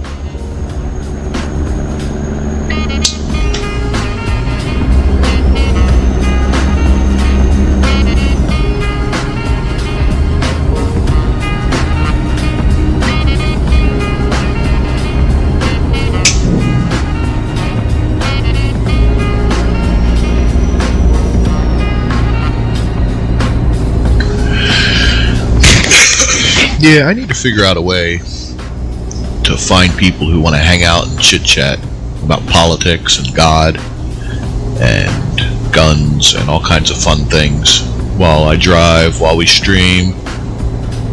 Otherwise, I tend to just be quiet for long periods of driving. I think most of us probably do. Most of us don't have a chat room to interact with. All I've got right now are my buddies that, oh God. Whew. Sorry about that. Just plowed into that dude hard. I was looking at chat instead of driving. Oh well. You're allowed to do that. 150 feet, turn left.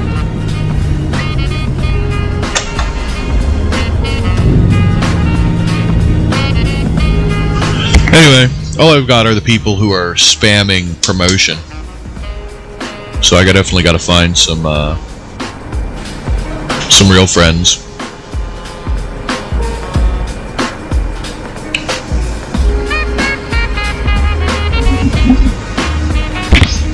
It's weird. I've done things like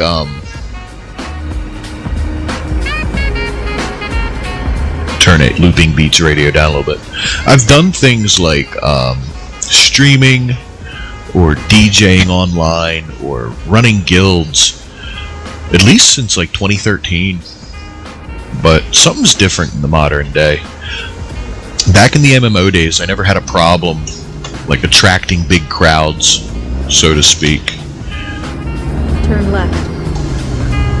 You know, finding people for the guilds and getting listeners to my streams that were in-game. None of that was ever really hard back then. But these days, I feel like, I don't know if it's everybody is a content creator. You know, everybody's creating some kind of content, and so there's an immense oversaturation of options. And that's not to say that everybody's bad, or that I am particularly good. I don't think that's the case. But I think that maybe there's a lot of people who are really good who wouldn't have gotten involved in, you know, previous eras. They would have had other pursuits, other opportunities and things to do. So it's not that I'm saying that, you know, nobody else is good. There's a lot of bad. I'm just good people who might not have gotten involved have. And has created a saturation of content. And I think politics have divided a lot of things. Mind you, that's on me. I willingly proclaim myself a political streamer. I talk about politics. I'm unabashedly pro-American. Hell, the stream is America themed. So you know, that's partially on me. I could hide all that. I could decline to mention politics and probably get more of a following. I could use a female avatar and rely on, you know, your average male internet goer to being a thirst trap, or, you know, being thirsty. I could, you know, have very public left-leaning opinions and draw in, I think most of the VTuber space is probably very left-leaning.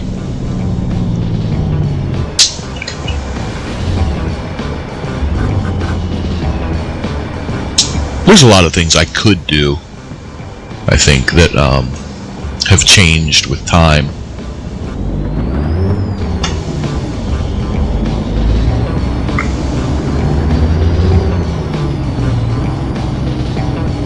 Or that I'm doing that are not conducive to gathering viewership.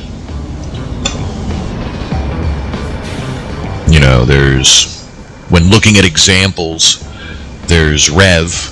Rev says Des, or Rev loves his wife, whatever he's going by right now. And he uses a female avatar. And I think, and like I said, I even said earlier, I don't think there's any reason to clown on people who do that. I think it's just a natural part of humanity to go for a little bit of parasocial sex appeal. But I know one male VTuber I found that I liked, and he has similar right-wing views to me, is Kodiak, bear-themed kind of thing, and he's a male VTuber avatar, and I gotta respect the hustle. Choosing a male avatar, setting yourself up on hard mode already, kind of. And I need to reiterate, just because I say that, like, using a male avatar is hard mode, I think it is, but that doesn't mean you should clown the people who are doing differently. Oh god, gotta merge. You shouldn't clown the people who are doing it differently.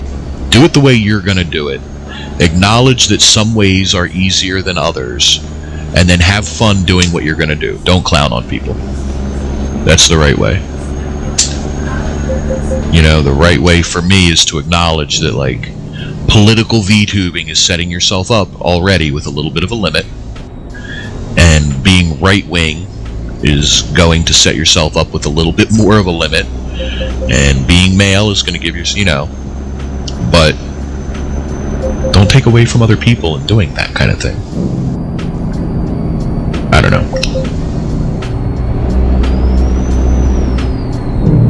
Ooh, I'm speeding a little bit. I didn't even realize it. It's only 45 through here.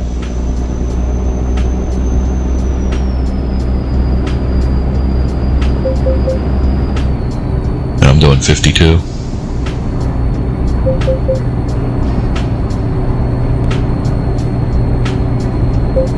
Another thing I'd like to do is find a VTC to join. I think that would do me some distance to finding friends to chat with and stream with and thing. I have to figure out how to get Discord on stream. Still working on that one. I use a 2PC streaming setup, which is good. It's very flexible. Enough horsepower for each PC to handle its tasks. But I can't figure out how to get Discord on the stream. I use StreamerBot for my Kick, YouTube, and Twitch chat. And so I have all the chat on the gaming PC, so I can see it. I don't know. I'm sure Discord has some kind of an overlay so that I could see the chat in my game, but then I don't know. I'm not sure how best to go about it. Maybe Discord can just stay private from stream. But then it's difficult to chat to Discord folks while you're streaming. I'm not sure. Maybe I'd have to do something like connect to a voice chat in a VTC and then use a separate microphone so that stream people would be able to hear me talking. Oh god. Stream people would be able to hear me talking, but you probably wouldn't be able to hear the other side unless I jacked that in. And I know most people aren't friendly to that sort of thing. You know, they don't want private conversations or conversations that at least seem private to be streamed. So I'm not sure. I'm not sure.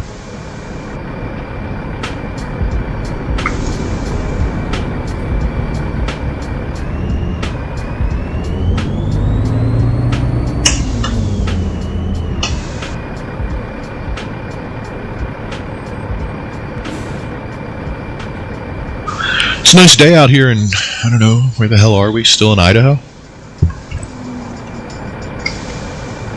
Not really sure. Not really sure.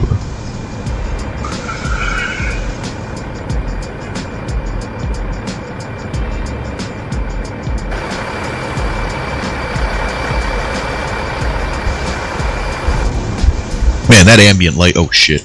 That ambient light plugin is so neat. I'm gonna miss the screen light because I wasn't paying any attention. Maybe? Yeah, I'm gonna fucking miss it. Fuck it. Cop sitting right there. I'm not gonna run this shit.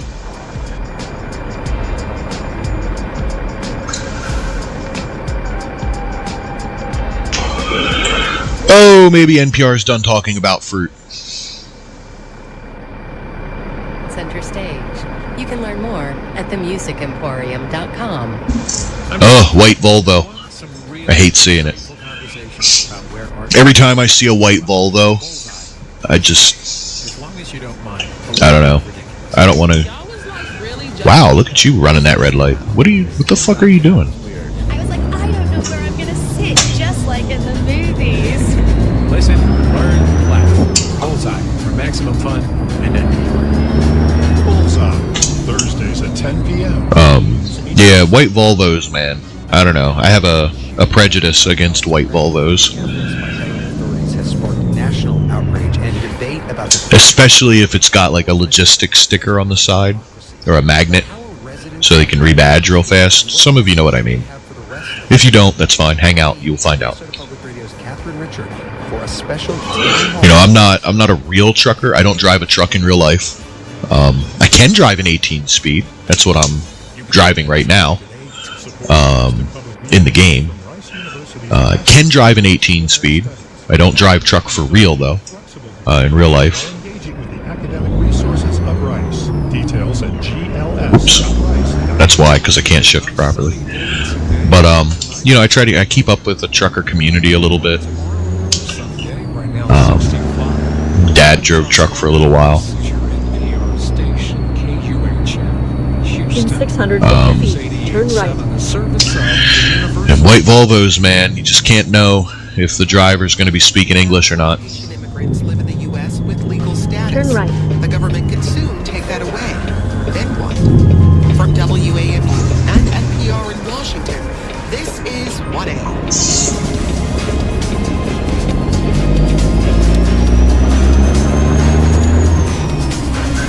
There's a couple of accidents that happened. The temporary protected status program. I don't even remember how long ago it was. A month ago, 2 months ago, where the Punjabi drivers hit people and killed them.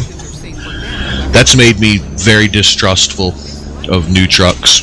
When I see new trucks on lease for some small stuck on the side magnet logistics carrier, I get very wary of them. I don't want to be in front of them in case they're not paying attention or can't read the road signs.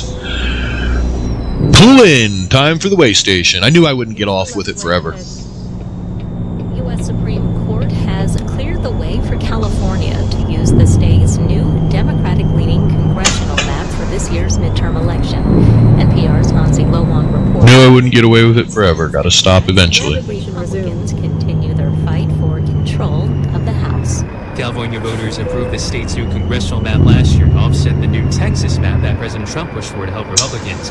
Now the Supreme Court has released an order that denies a request from California's Republican Party to block the map. The state's GOP argued that race and not partisan politics was the main driver of the map's redrawing.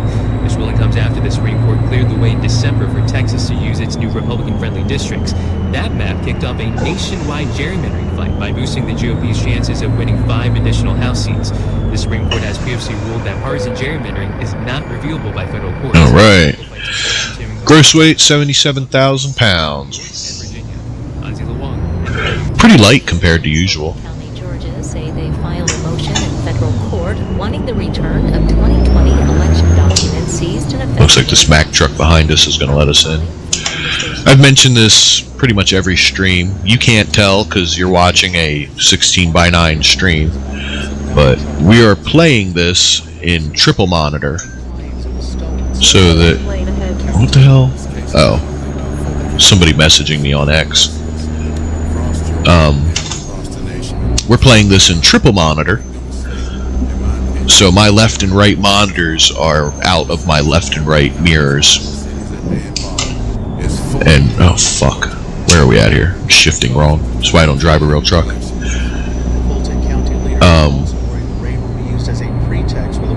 So, yeah, anyway. My left and right mirrors are looking at my, well, the left mirror looks right out my left window. And my right monitor is the right side of the dashboard and the right mirror and everything. Vice President J.D. Vance is appealing to diplomats from 55 nations taking part in... It's honestly the only way to play Truck Simulator. I don't understand people who... What am I... Oh, I am speeding. It's the only way to play Truck Sim. I don't understand anybody who could play this on one monitor. He says it's... Like, regular racing games, even Beam on one monitor makes sense to me.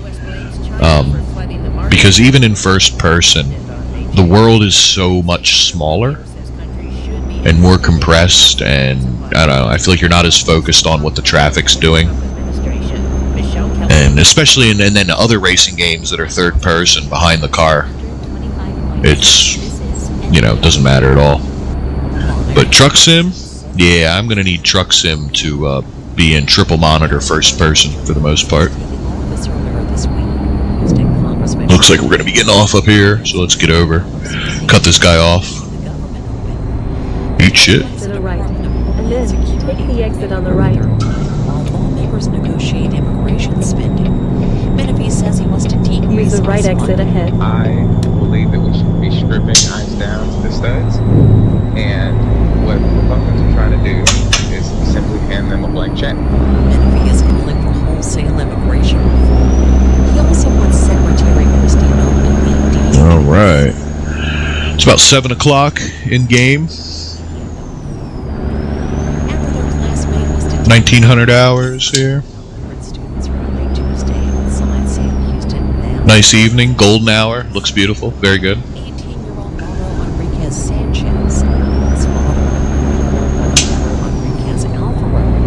I like the skies in this game. You know, that kind of thing is very important for a game like this.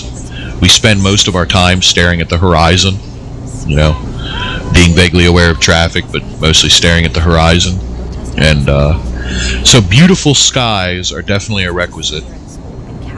I wonder if there's a mod to improve the skyboxes. I'll have to look into that. Because while they look really good, the lighting is very nice, especially considering this game's from 2016. I do notice that the clouds are kind of low resolution. They could be a little nicer. Then again, we're already sort of pushing performance here. We have a bunch of mods installed to make this look better than it normally does. So maybe high resolution skyboxes aren't necessary. Even then, we're running so many mods that we're running a DLSS mod. I forget what the name of it is called, but it straps the latest DLSS on top of this. I tried to use lossless scaling, but that didn't work super well with streaming. My streaming setup, I've mentioned it probably about 1,000 times now, is a 2-PC streaming setup. Gaming PC is sending video and audio via NDI over LAN to the streaming PC, which is running Meld Studio for multi-streaming. And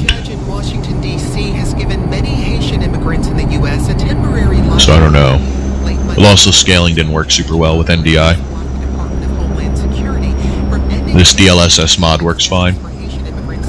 Also fixes the default, like the what do you call it?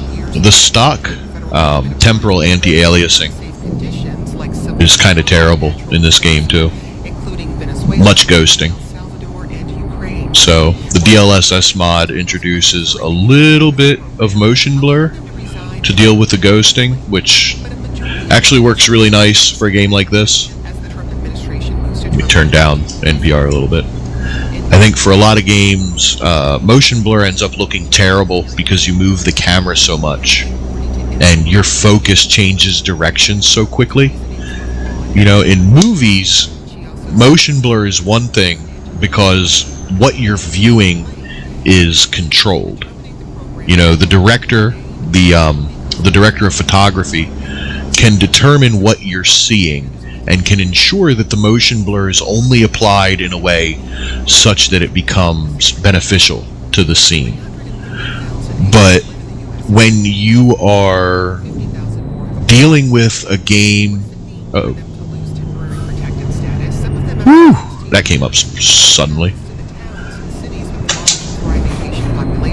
When you're dealing with a game where your view changes, you know, and the view is at the behest of the player, then you're going to have a situation where the motion blur can't be predicted exactly. I think the biggest culprit is just the fact that your view turns so much left to right for motion blur to be super effective. In this game, you're always looking forward, right? Things that are in front of you don't motion blur because they're not moving very much. But then things that are zooming by you in the periphery, or in my case that are on my side monitors, it moves by and it blurs realistically. So yeah, a game like this, motion blur is definitely a nice addition, especially to hide the bad temporal anti-aliasing. So they are, a lot of them are still in the area. Some have left. Some have, chosen to go to more anonymous places where they can blend in a little. Where the hell are we at? I'm not even 100% sure. This is a city of about 60,000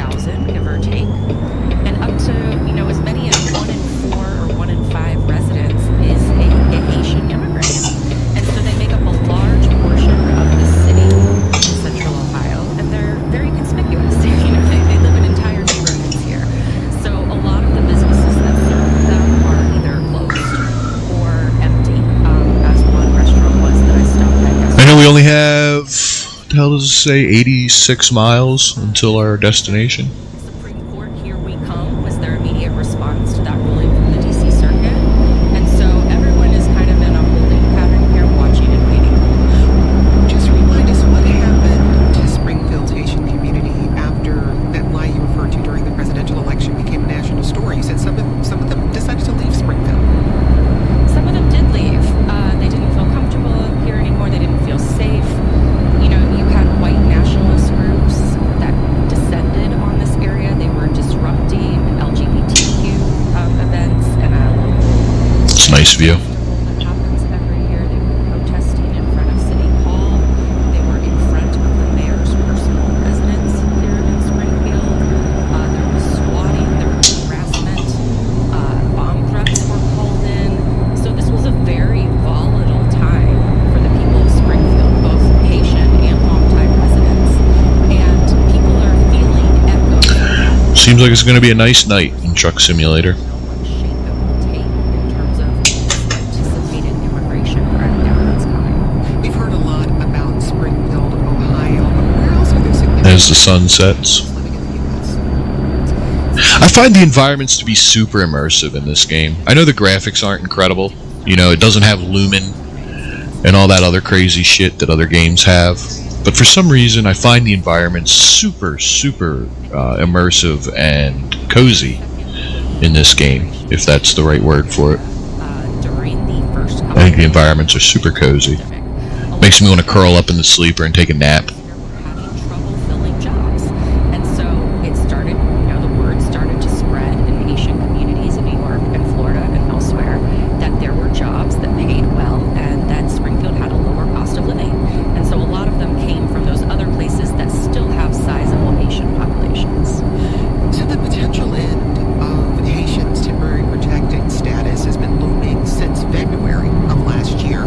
That's when Secretary Noem tried to rescind an extension from the Biden administration.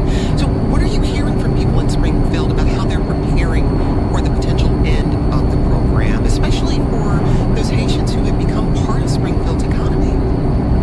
Yeah, I mean, they're people's neighbors at this point. They worship alongside them at church services on the weekends. Churches here have gone out of their way to provide translators and Haitian Creole services even in some of the churches. And so they have been preparing in kind of a mass mobilization to try to protect their neighbors, particularly after what we've seen happening in Minneapolis. So a lot of the charities and nonprofits here, there's a very strong faith community that's driving a lot of this. A lot of the churches are working together.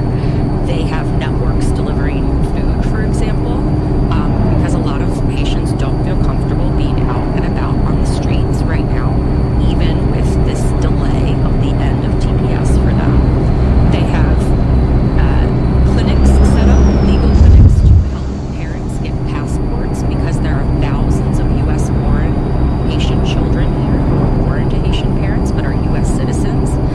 So there's been an effort to get them passports, get them documentation, so if their parents need to leave the U.S. either of their own volition or they are deported, they have In the 650 option of taking feet, their children turn left. with them because they have the proper paperwork to do so. So those are just a couple of things. There are some churches who have been very outspoken and that they believe it is their Christian duty to, Turn left. offer a safe place to immigrants. And so I wouldn't rule out some of those churches, taking people. No, of course there's a bunch of traffic out in the middle of Wenatchee, wherever the hell I'm at.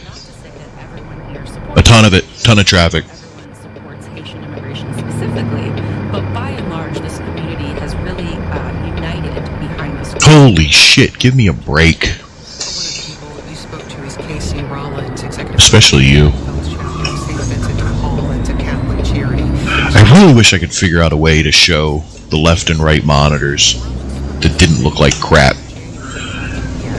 Before I started regular streaming, I experimented with a couple different layouts for the side monitors.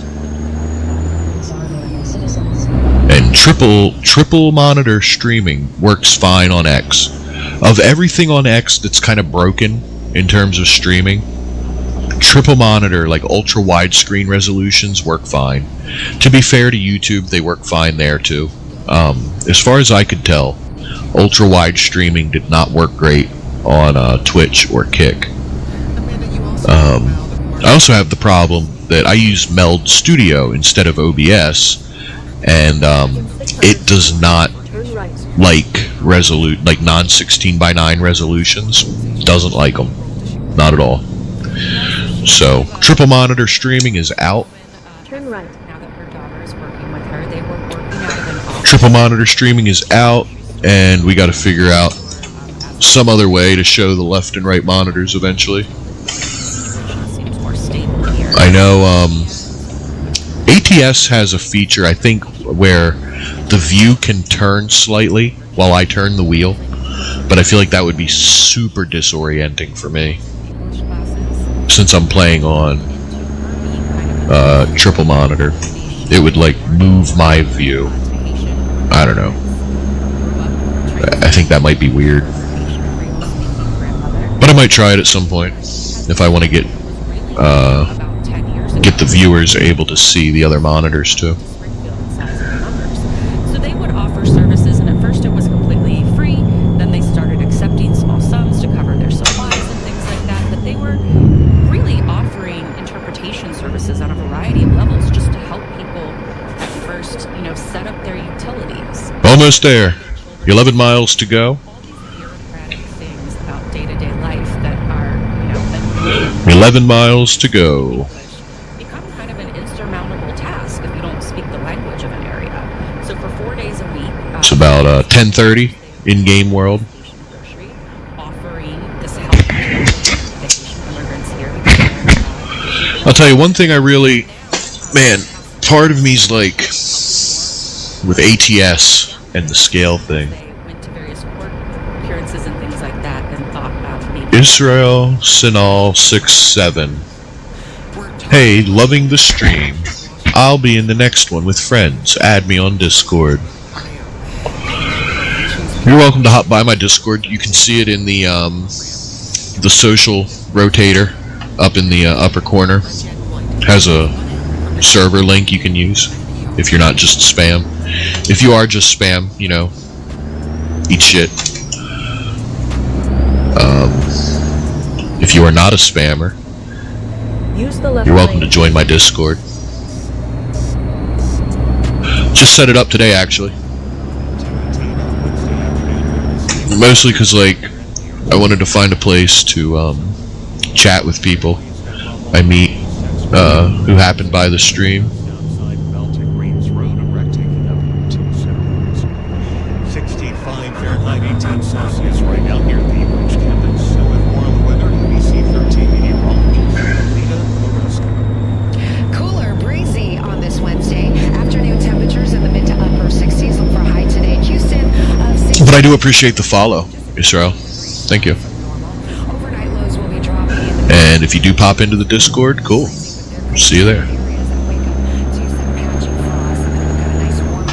Okay, we got to get over and not run into this Tesla truck. I'm ABC 13 meteorologist Alita Loreska for News 88.7. Did you know your gift to Houston Public The Tesla man delivering Teslas to wherever the hell it is we're at.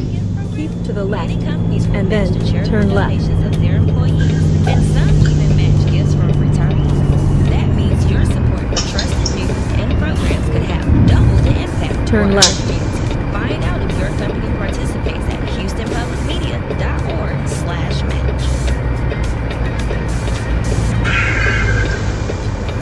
Houston Matters highlights the people, places, issues, and ideas. If you're on Twitch or YouTube and are wondering what the hell was I talking about, Israel and Discord and all that, somebody from Kick. So subscribe to our podcast wherever you get your Somebody from Kick. stream online at your leisure. I've heard people talking about how, Twitch is terrible for streamers these days, blah, blah, blah. The algorithm is bad, etc. Maybe, I don't know. I don't know anything about it. So I stream to all three. Kick, Twitch, and YouTube. Support for I kind kind of want to stream to Rumble too, but I think I might be like, I don't know, setting myself up for failure if I had too many more encodes going on. Although I hear NV encode can handle 8 at once, and that's what I'm using. The streaming PC is a GTX, or not a GTX rather, they don't do those anymore. The streaming PC is an RTX 3070. I wonder if that could handle a Rumble output too. Right now it's doing 3 encodes, plus the virtual camera for the ambient lighting. Which, if you want to see how I pulled off the ambient lighting in Warudo with a dual stream PC, or a dual stream setup, check out my X. Show exactly how it works with the blueprint. And you'll need OBS too, unfortunately. Turn right. You'll need OBS because, at least in my case, Meld does not output as Spout, only accepts input for Spout. And so you need OBS to translate it into Spout for Warudo. Where in the hell is this place at?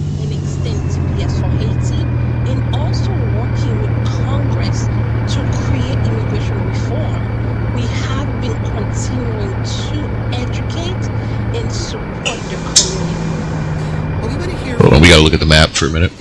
Under TPS. Do you know Haitian immigrants or another group here under Okay, it looks like it's this left up here. We hope. I forget where the hell we're going to. Email us at 1a@wamu.org. Amanda, you were describing the support network in Springfield that's been built around the Haitian community there. But what are you hearing from Haitians themselves who are facing the potential end of this program? Yeah, so for months, as groups and charities and is this it?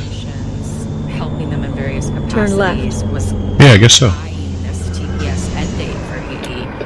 They were warning them about it and saying, make preparations. You need to prepare for the worst. You have arrived at your destination. Stated what an impossible choice it will be for the vast majority of them if TPS ends.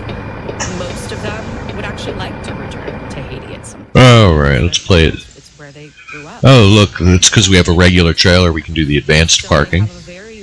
Shall we try it? If they are forced to return, Let's give it a shot. that they could be killed, Good luck to us. they could be hurt, that their families could be killed or hurt. I didn't even see where they... Oh, they won it all the way in that fucking corner? Holy shit, okay. Like they started over in the United States. So many of them, given that this was an impossible choice, were just holding out hope for a last-minute reprieve. Uh-oh. Nope, don't want to do that. We're going to get ourselves copyright blown apart. Yeah, okay, they want it in that back corner. Crazy! We'll give it a shot.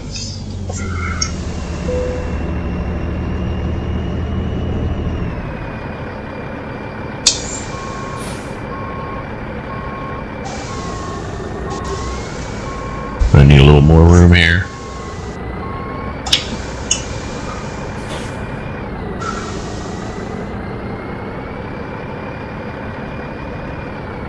I wish that little window wouldn't pop up so aggressively while I'm trying to park. Right, they want it right back there. Yeah, oh boy. Okay.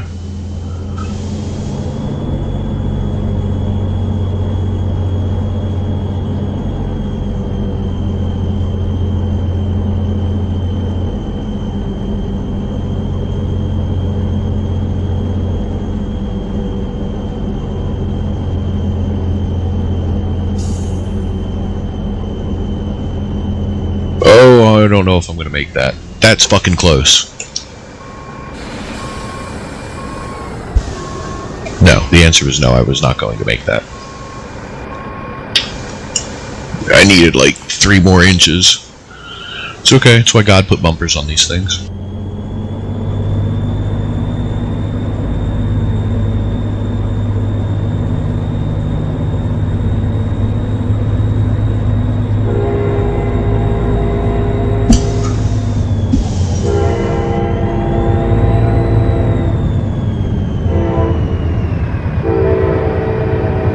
Okay.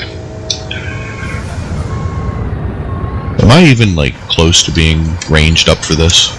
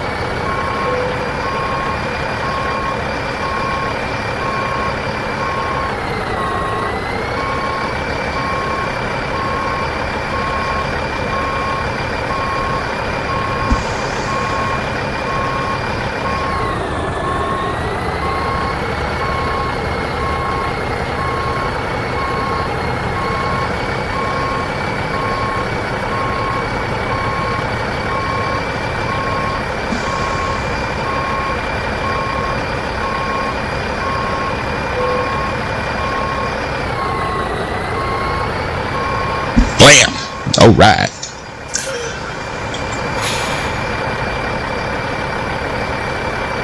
Right where we need to be? Yeah, check that out.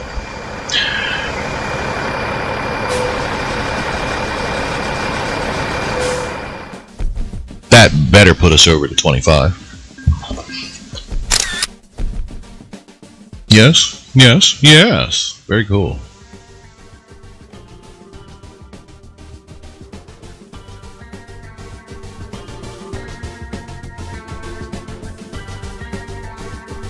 Alright.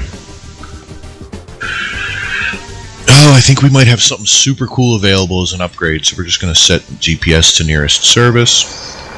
Please proceed to the highlighted route. Shut off our beacon there. We got plenty of fuel. It's only 9 miles to the nearest service, so let's get over there.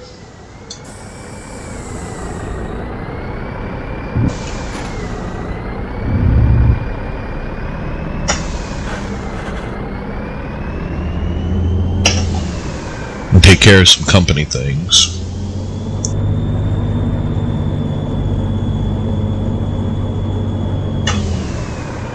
Let's go over to the service.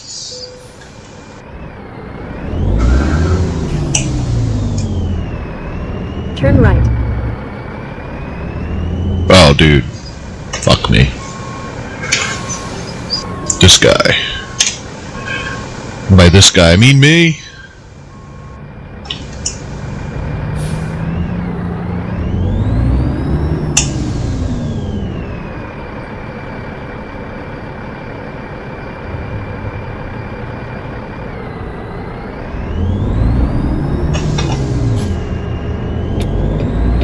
Oh no, I don't want to turn left yet. Whew! Forgot this thing's power is crazy. No trailer on. 800 horsepower, 1,550 foot-pound of torque.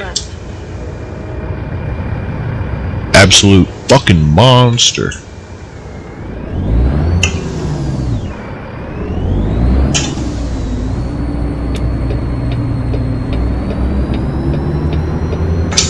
The hell am I at, the warehouse district?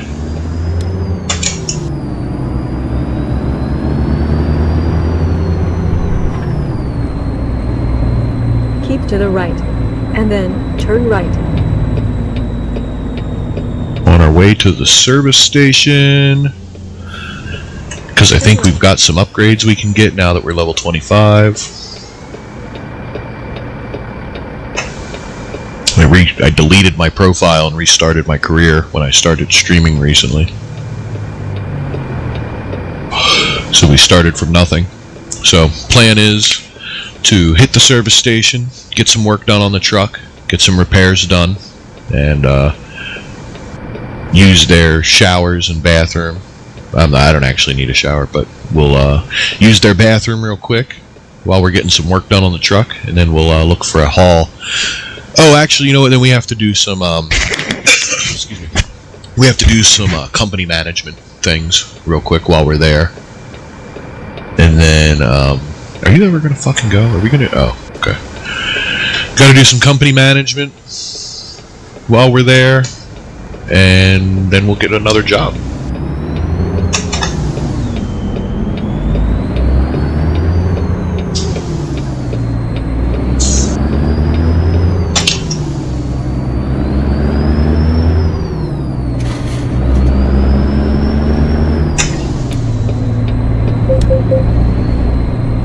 Oh, get off of it. The speed limit's only 30.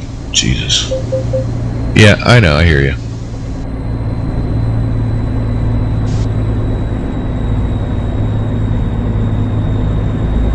Keep to the right, and then take the exit on the right. Use the right exit ahead.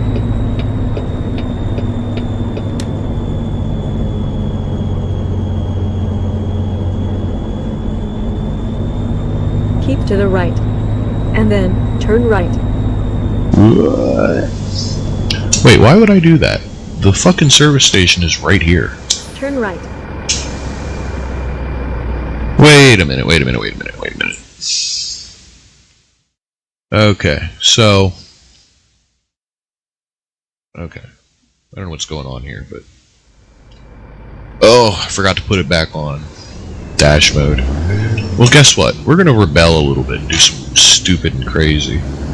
Because I don't know what the hell the GPS is on about. Navigation resume. Why do you... Oh, okay. That makes sense. It's because I go down... Oh, okay. Guess what? I'm gonna do something even worse.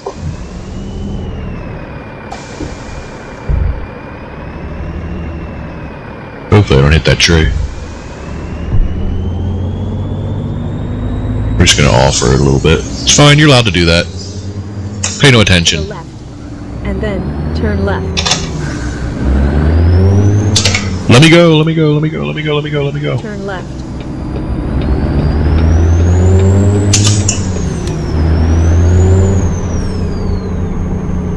I wonder if they'll ever institute something like racing these things in this game.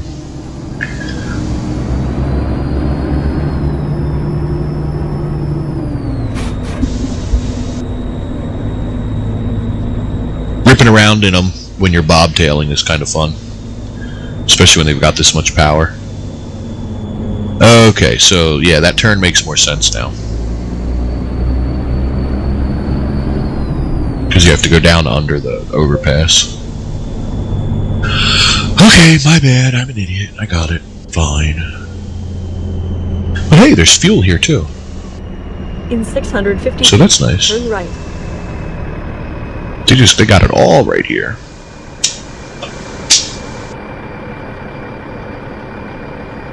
Turn right. You have arrived at your destination. Oh, right.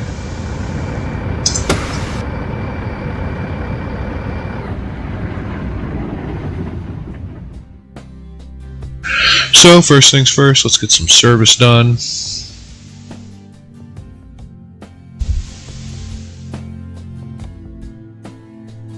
No service, I mean, tires, but we'll do that. Now, truck configurator. Let's see.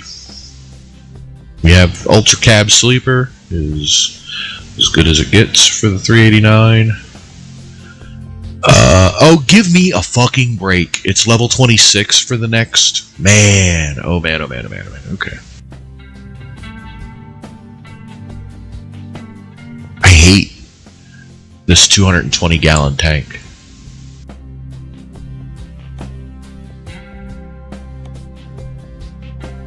I'm about to go back to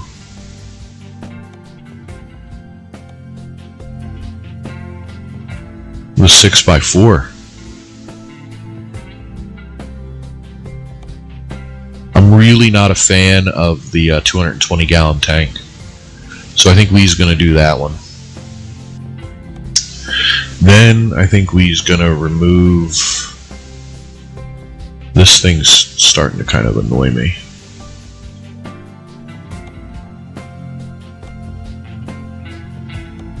That, yeah, that's kind of starting to annoy me a little bit. Otherwise, there's not actually too much available. New paint jobs, but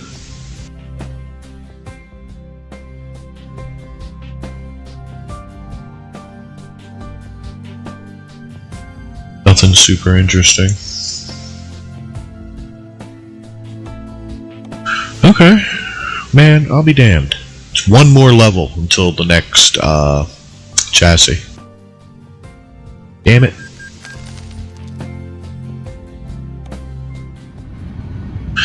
It's fine. Alright, let's do some quick company things. We're getting rid of this one truck that's busted. Yes, be gone with you, piece of shit. Let's see.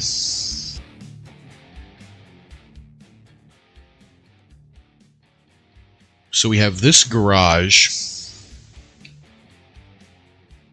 that is just doing nothing, costing us money, because it does not have any trucks.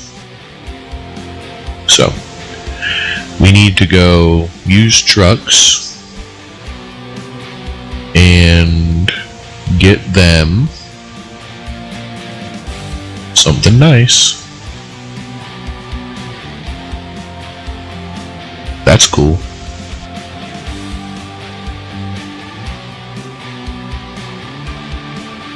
Big fan of the W900. Fuck it, let's get them that. $165,000. Right here, it's gonna be yours.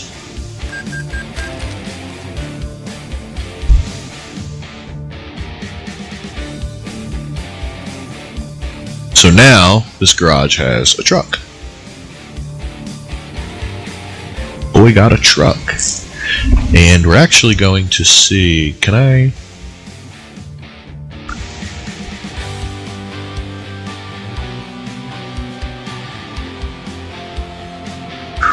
Would it be unwise to buy another truck?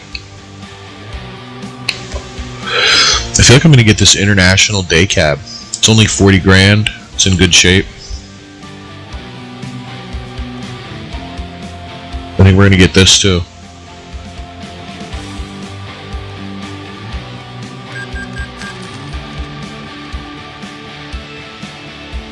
Yeah, we're not getting that one. So yeah, okay. We're going to get 2 trucks. We're going to go to the recruitment agency. We're going to hire another driver. They're all trash. Rozarka, you're a cutie. Okay, we'll take you. We're going to put you here. And give you this truck.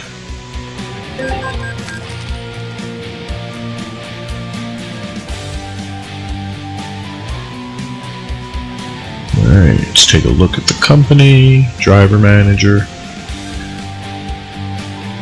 So our 2 new employees got a W900 and an International 9900. Oh, look at that, a Volvo. We're gonna have to get rid of that thing eventually.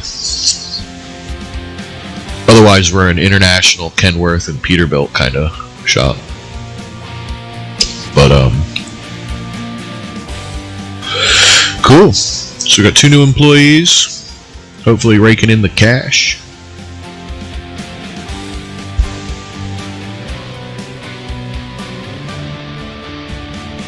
Cool. So, let's see. Now that we got our upgrades, well, you know, upgrade is one word for it.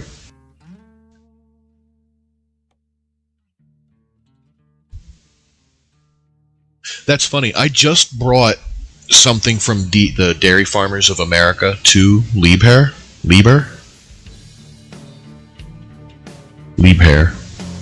Anyway, I just brought something to them from DFA, and now they have another job available to leave it back out.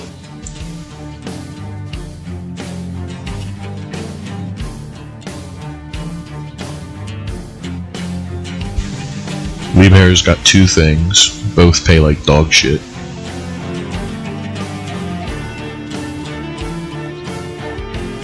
Let's see, the heaviest thing is going all the way down to New Mexico, and it is, I don't really know. I hate them when it shows a picture of the thing. Oh, milk. Okay, got it. Milk is the heaviest. The best price per distance is that tractor.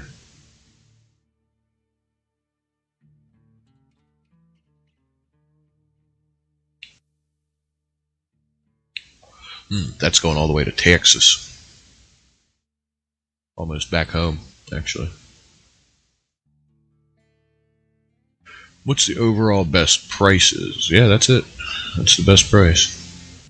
Going to Texas. That one's going to Laredo. But it's far worse pay. This one's going to Dallas, Fort Worth area. Where the fuck? There's where our home base is, Austin.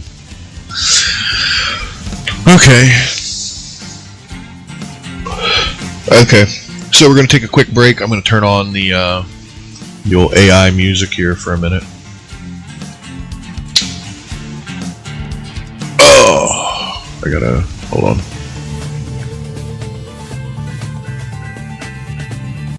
Gotta do this to get rid of the menu music.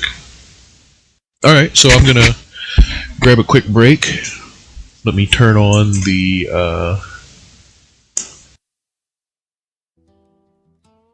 this music for a minute.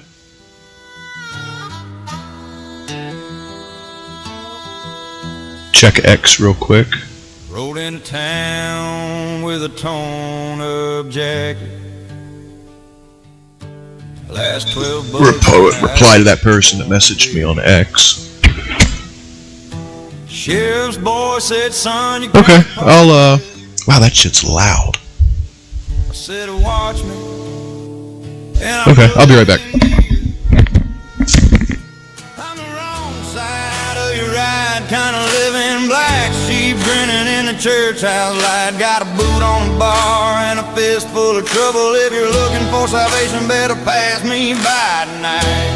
I ain't gonna change for no one. I was born to cross that line, yeah. I'm a lost highway exit 9.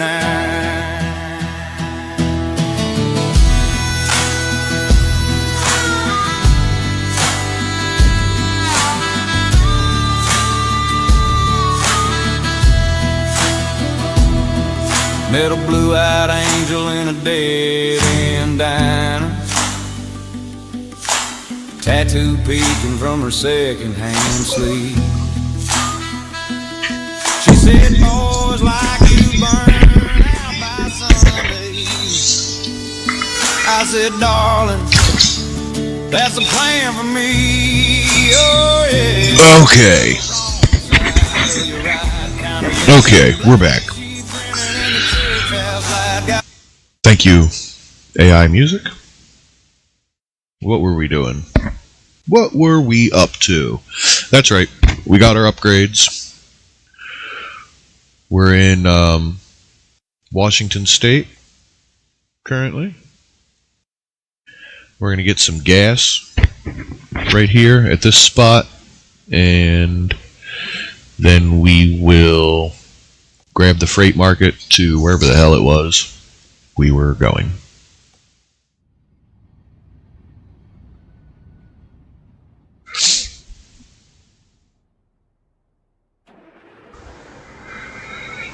First, though, we gotta find... Where's the fuel at?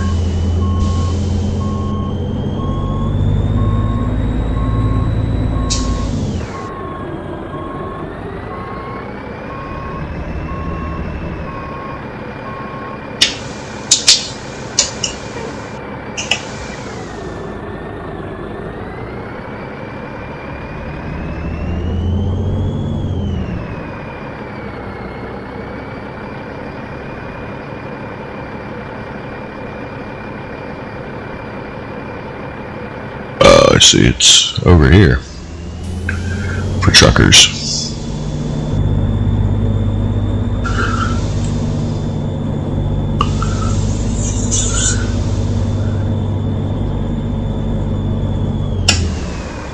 I don't know why that thing turns on every time I get service done.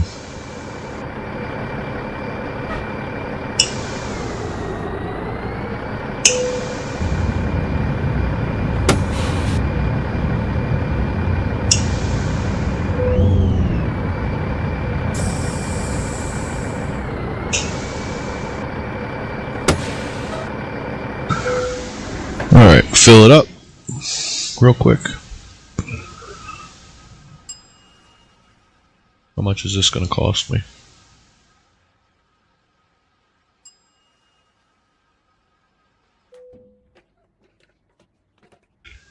$700 because we have the bigger tank now, 300 gallon. Okay.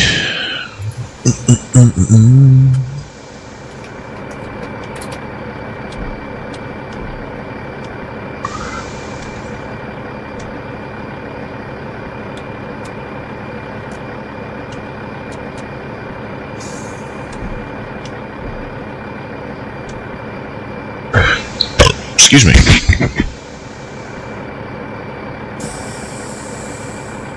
Right, now we got to, because it didn't set our job. So we were doing the, this. Luckily, this is like right nearby. Please proceed to the highlighted route.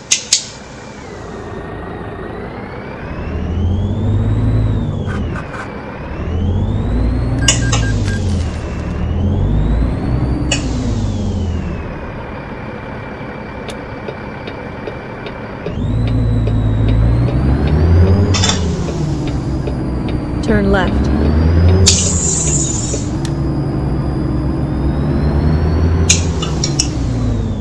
Use the right lane ahead. And we will help them with that. Aaron, give us some context about this argument from the Secretary that Haitians have other ways to apply for legal status in the U.S. Use the right lane ahead. Well, It's largely not true, and that's because the Trump administration since December has refused to grant any applications for Haitians or anyone who comes from 39 countries currently subject to travel bans, claiming that this is due to putting new security processes in place. So right now, Haitians who have pending applications for other forms of status cannot get those approved. Similarly, the Trump administration has suspended all affirmative asylum applications. And as a result, oh, that's it right there. Save the logistics. For most Haitians following the termination. I almost missed it. And when you say an affirmative asylum application, what does that mean? So affirmative asylum is for people who are not currently facing deportation. They're like, they're going to let this guy haul our shit? Oh, no. Not in the systems facing removal, who want to apply for asylum without having to be arrested, detained, and put into immigration court. So even if those people have filed those applications, they are sitting in a filing cabinet right now, not being processed or adjudicated because the Trump administration put Haiti on their travel ban list. Okay. This is what I came for. Council and Marlena Doubt. She's a professor at Yale University. And we're hearing from you. Heather says TPS by definition is a temporary program. Historically, what typically happens when the U.S. ends TPS for a country. We also got this from Jason, who said, or rather from Gary in North Carolina, who says it's temporary protected status. How is temporary defined in the context of this program? All right, our trailer is over here. Camo Tavelos. Hola. Hola, ¿cómo está? Sorry, I don't actually speak Spanish. Like most humans, I know like 3 words of Spanish, and that's that. TPS apply to groups from different countries. How long it was supposed to last? So Congress didn't say any specific length of time, but temporary in this case meant until the conditions that led to the designation of the country have ended. And if you look at the actual... Do you speak Spanish, or are you also like me? You know, like 3 words? Which is every 18 months, the government shall review the conditions in the foreign state and shall determine whether the conditions for such designation continue to be met. So the presumption was, every 18 months, you take a look and see, we designated TPS for a specific reason, have situations in that country improved, are the conditions that led to the designation still in place, and if they are, then you're supposed to continue. And I think a good... Oh, okay, well, I only speak English, bad Spanish. We can still be friends, though. TPS a few months after the war began in 2022. We can definitely still be friends. Every 18 months since, there is a new designation coming up. But the what, hold on, let me turn NPR down here. Where do you come from? TPS designation 4 years after the war started, and the answer should be clearly yes, because the war is still ongoing and it's throwing this wheel around. Is the administration questioning TPS status for Ukrainians? We haven't seen it yet, but if they choose to extend it, it would be the first time in the entire last year that they have chosen to extend it. You're from Mexico. I'm from the United States. We got this from Carolyn, who says, I sponsored a Ukrainian refugee. Greetings to Mexico from the U.S. As part of a U.S. State Department high school exchange program. He's now been here almost 3 years on TPS and has a great job with good pay. His employer asked him to travel to Minnesota to train other employees. He said no. Lawyers for Ukrainians in his area have told people not to travel at all. Why is someone who's been extensively vetted, fluent in English, has a master's degree in a STEM field, being treated like a criminal? He's trying to decide where to move if his TPS is withdrawn. It is crushing to me because I believed, past tense, in the American dream. Marlena, what do you think will be the economic... So are you into VTubers, or do you like driving games? What brings you by? If they lose their rights under this program? I think it will just be devastating on many levels. For example, in South Florida, especially in the greater Miami metro area, we know that there are it's starting to rain. working in nursing homes, and we heard from one gentleman in Washington, D.C. on your program earlier. They are doing jobs that are sorely... Driving games? Very cool. I love driving games. Not a big fan of ball and gun. Love driving. Immigrants, and so extracting those individuals out of the country from one day to the next would be devastating to industries that, like you said, have moved there because they knew there was, a work. I haven't played them on stream yet, but I play this. I play Beam BeamNG, Mud Runner, Snow Runner. At this moment and might try to flee again. You know, the United States is essentially asking the neighboring countries, Dominican Republic, the Bahamas, and Turks and Caicos to act as a kind of border patrol. This just increases anti-Haitian sentiment in the region because we know that in those places there is also a kind of anti-Haitianism that is sometimes rampant simply because there are more and more immigrants coming. And so I think there really has to be a question about what we're sending Haitians back to. Because if the FAA is going to have, in essence, a ban against the Port-au-Prince... What's your favorite driving game, Camo? ...that the United States does understand that conditions have not changed, that the country is not safe for people who have left to return to. Did I pull too far forward? Yeah, I did.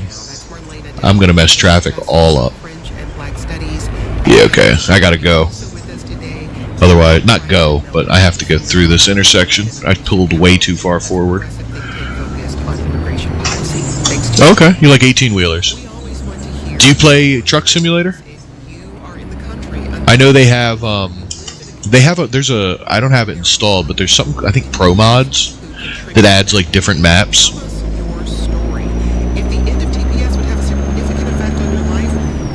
Like I know there's one that adds Canada and one that adds Mexico.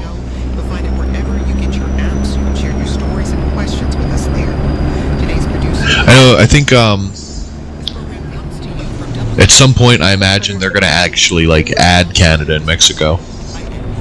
I'm Genuine. Thanks for listening, and we'll talk again tomorrow. This is 1A. Turn right.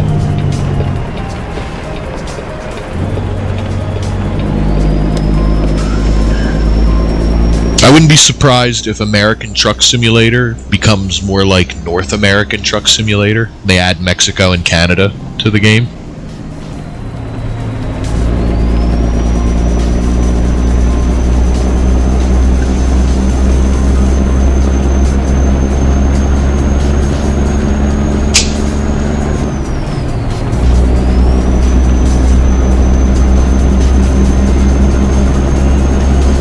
That would be a lot of fun to be able to go all the way from Alaska to all the way down to Mexico in one trip.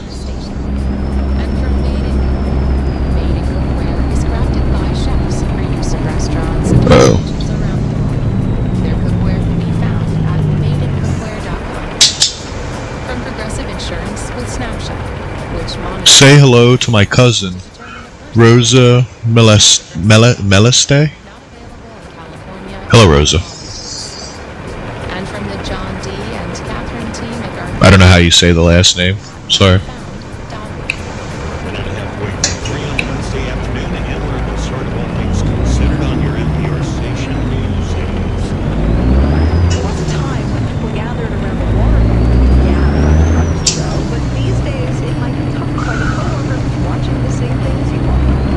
Probably shouldn't put the last name anyway, to be honest. So we'll just say hello, Rosa.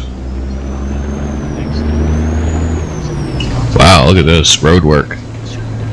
I saw a mod. I didn't install it. I probably should. A mod that adds a bunch of different like events that can happen.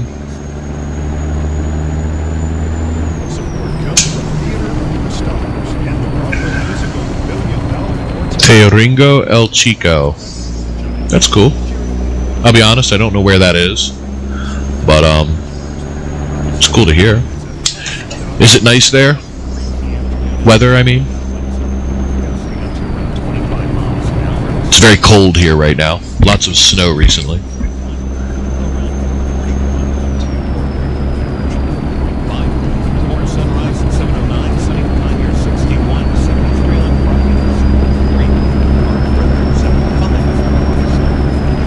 See in Google. Yeah, I might have to. I'll have to look after the stream. I'll see where it's at.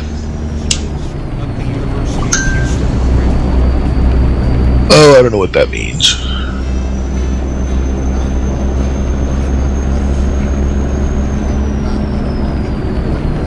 Trump administration says it's reducing the number of immigration officers in Minnesota. Google's pretty amazing, isn't it? You can look at pretty much anywhere in the world.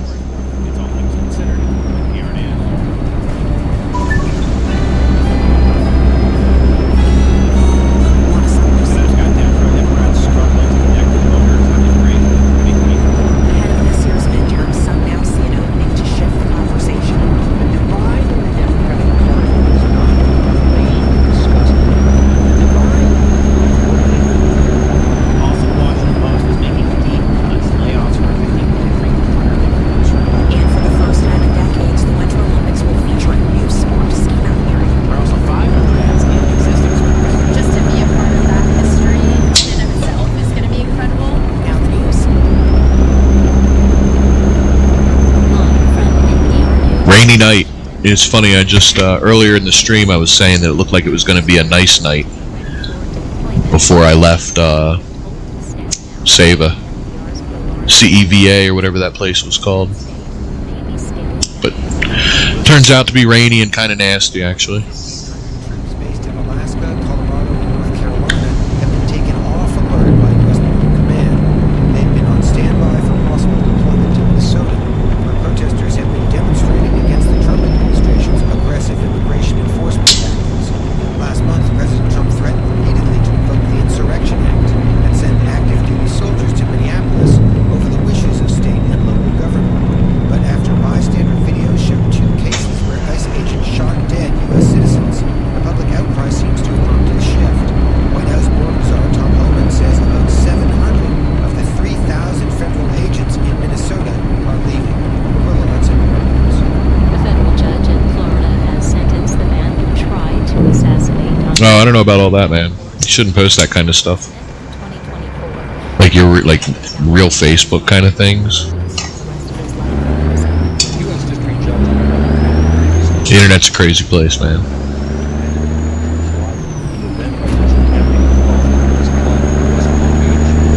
In 650 feet, turn right.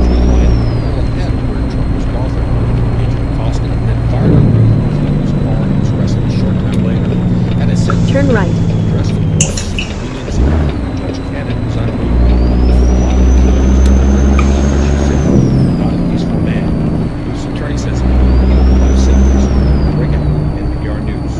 The Supreme Court is allowing California to move forward with its new congressional map.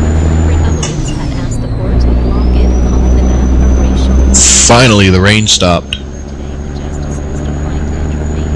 California Democrats redrew the map to offset the GOP-friendly redistricting that President Trump pushed for and got in Texas. The Winter Olympics opening ceremony isn't until Friday, but as NPR's Becky Sullivan reports, events officially got underway today in Milan. The first 4 mixed doubles curling matches are today, and the men's alpine skiers had their first training run, including the U.S. downhill skier Ryan Cochran-Siegel, who recorded the day's fastest time. In women's hockey group stage games, Whoa! That came out of nowhere. it's a far-flung Olympic Games. The only events in Milan are speed skating, figure skating, and hockey. Everything else. I always get caught by surprise on the bends in like high speed limit areas. At last check on Wall Street, the Dow was up 222 points. This is NPR News.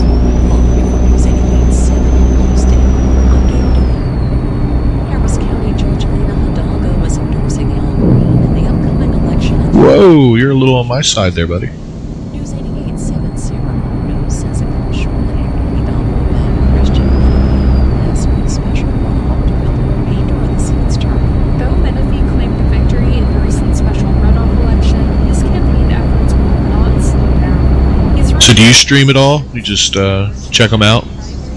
against Al Green, who recently announced his intentions to seek the 18th congressional district seat. While Hidalgo recently worked closely with Menifee when he served as the county attorney, she called Al Green a friend. Congressman Green I've worked with more and I'm closer to, and I think he can still be very effective. But I recognize just how bizarre the whole thing is. I recognize the fact that, we're all talking about a new generation of leadership. In response to Hidalgo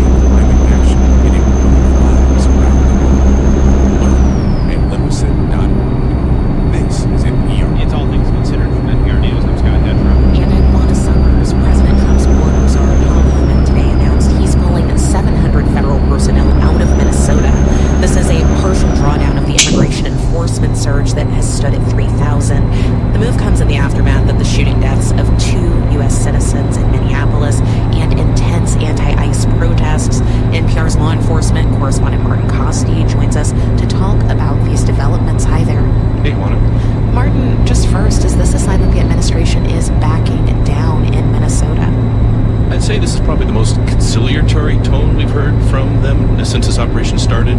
These press conferences in Minnesota used to be headed up by CBP Commander-at-Large Greg Bovino. You may recall he'd take the podium in that olive drab uniform and say just scathing things about state and local leaders. Now he's gone, he's been pushed out, and today we had Tom Homan up there in his suit saying he'd had good conversations with Minnesota officials. I'm actually amazed at the cooperation and agreements we already talked about and the willingness to work with us.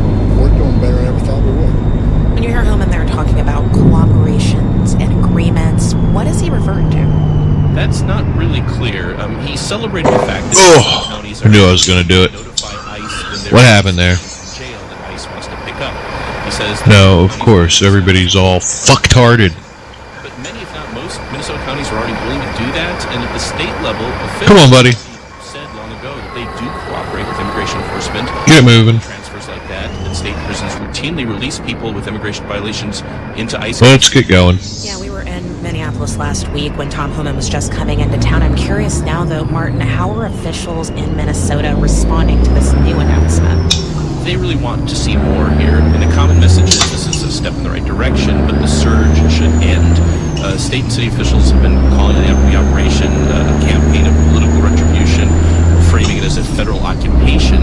And to them, bringing this federal contingent down to just 2,000 people isn't enough. It's still many more than the usual immigration enforcement presence would be in that region.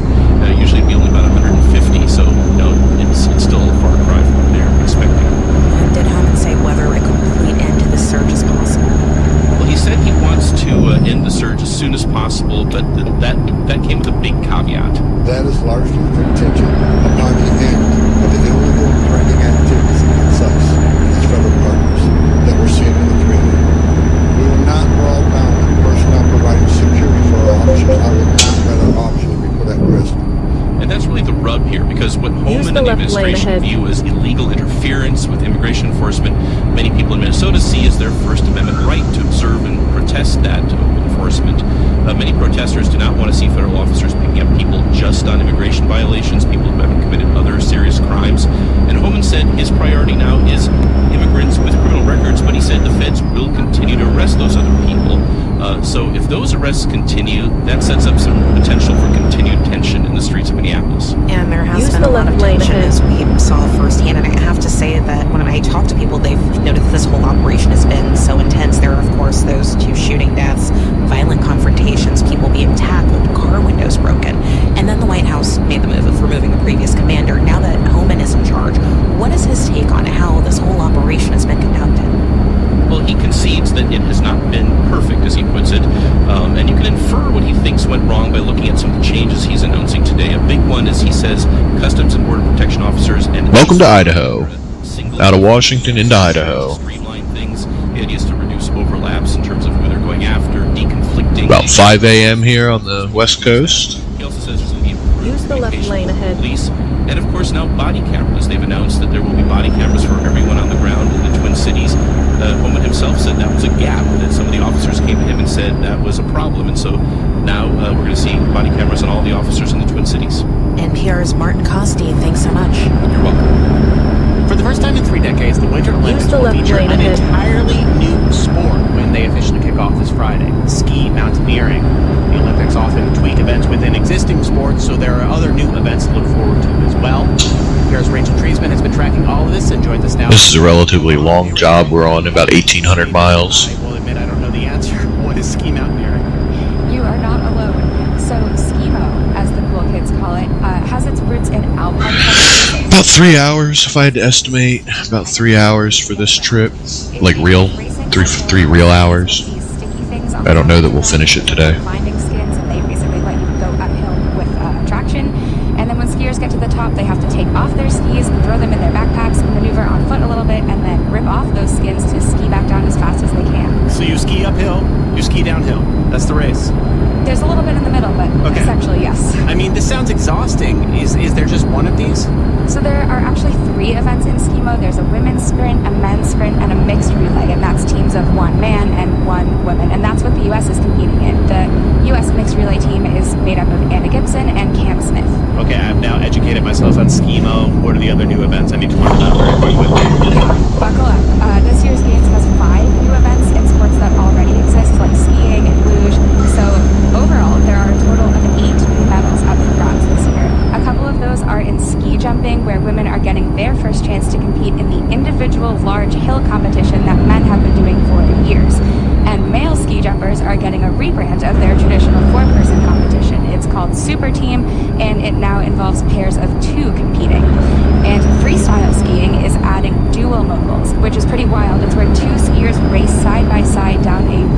course and go over 2 different jumps to perform aerial tricks like flips and twists.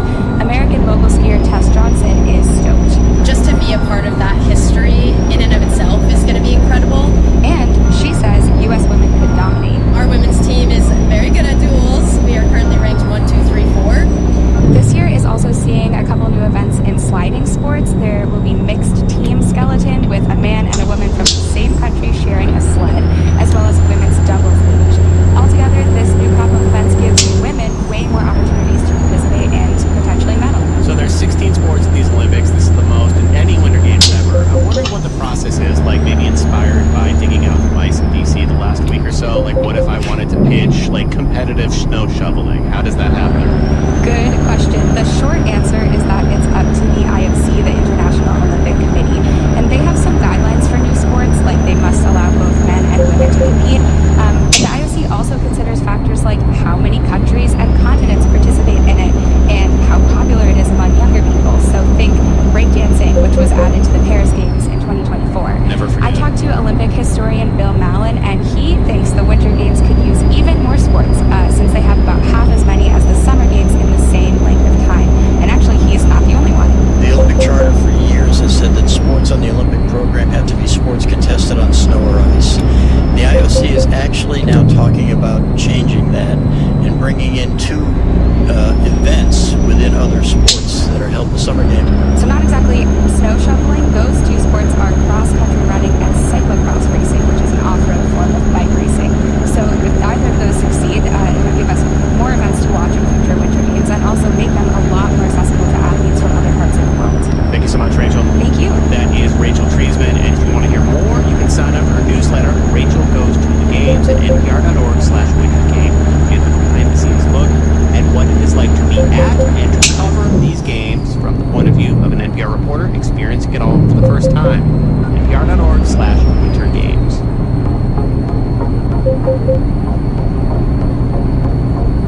The Trump administration launched a series of deadly missile strikes that hit boats off the coast of Venezuela. Now, the first case against the government has landed in an American court. NPR's Carrie Johnson reports.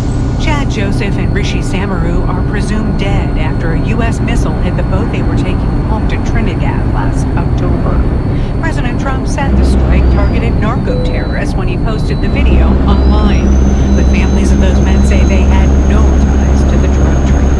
Now, Joseph's mother and Samaru's sister are suing the U.S. government in federal court in Massachusetts. These are totally unjustifiable killings by an administration that has claimed the right to abuse executive power with impunity. Brett Max Kaufman's one of their lawyers. The government has trumpeted these strikes on social media with splashy videos, but our lawsuit makes clear that each of these 36 strikes, which have killed more than 130 people, have devastating human costs. Their court papers allege violations of the Alien Tort Statute. That law allows foreign citizens to sue over extrajudicial killing.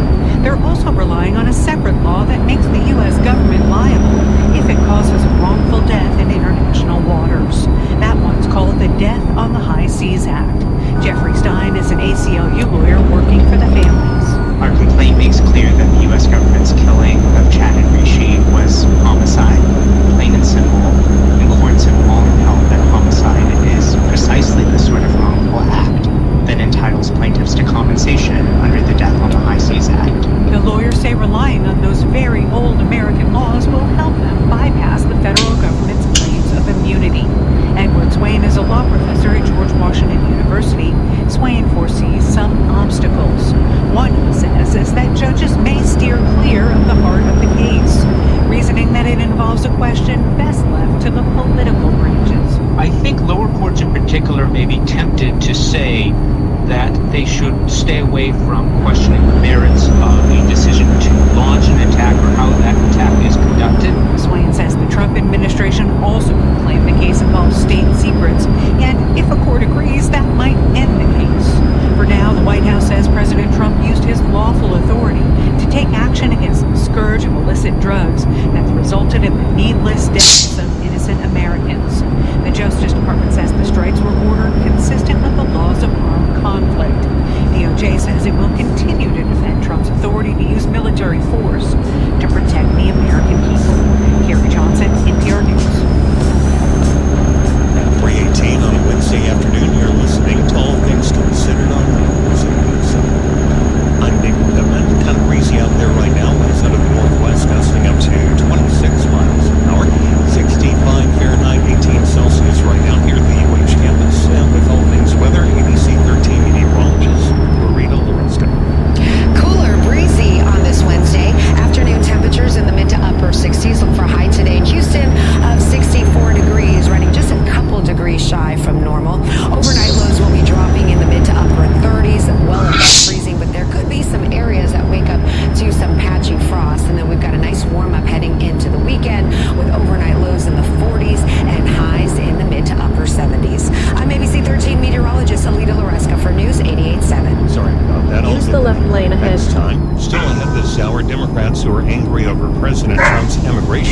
down can't seem to agree on how to address it. The divide is, how do you channel that rage in a way that actually changes policy? And a common slogan related to the immigration operations could do more harm than good to the Democratic Party, as we'll hear at 3:35. Burnout isn't just a buzzword, it's a business problem. Welcome to Bauer Business Focus. I am Dr. Vanessa Patrick, Associate Dean of Research at the C.T. Bauer College of Business at the University of Houston. And I'm Instructional Associate Professor at Bauer College, Marina Sebastianovich. Across all industries, professionals are working longer hours and managing constant demands. The result isn't just fatigue, it's lower productivity and higher turnover. That's why work-life balance isn't a perk or luxury or about doing less. It's a skill that requires intention and clear boundaries. Professionals who know when to unplug often perform better. They're more focused, more creative, and better equipped to lead. Knowing when to step back may be one of your most valuable professional skills. This has been Bauer Business Focus from the Bauer College of Business, sponsored by Texas Mutual Insurance Company. More episodes at Who's this guy in my left? There's a guy in the left lane just behind me. Wish he would figure out passing.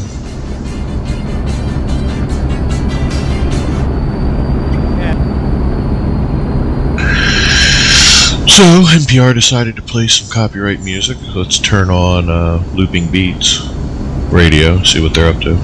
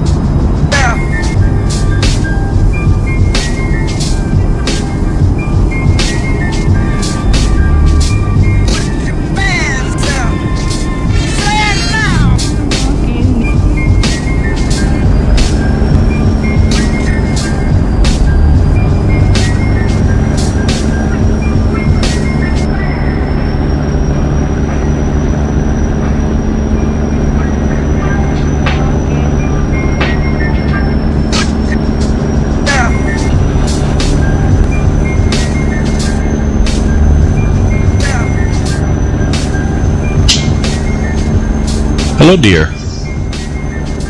Mrs. Hammerlane has just come home.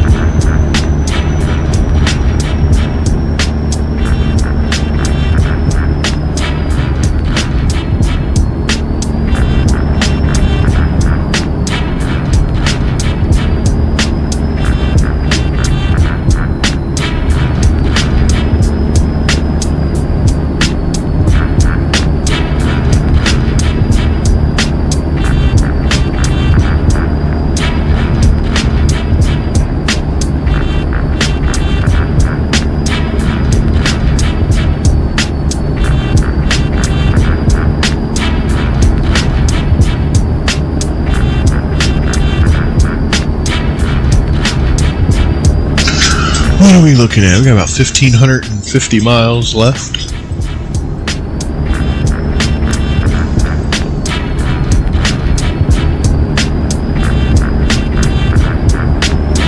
Use the left lane ahead.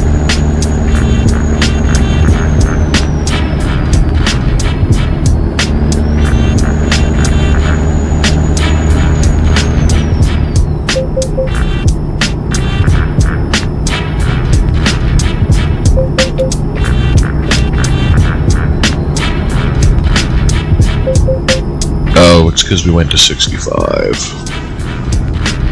Got it.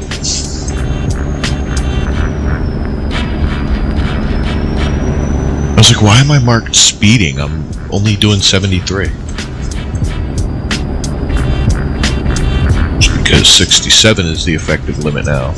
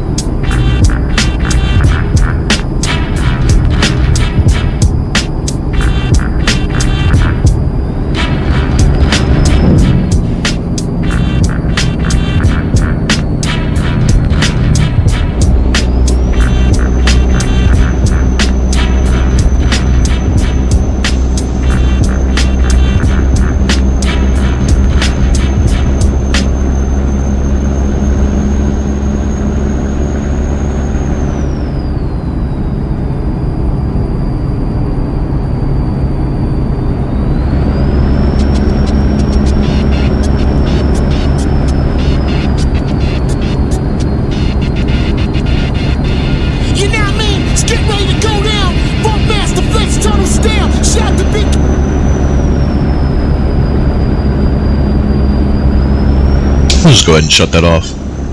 I don't know why they're playing Funkmaster Flex on AI radio.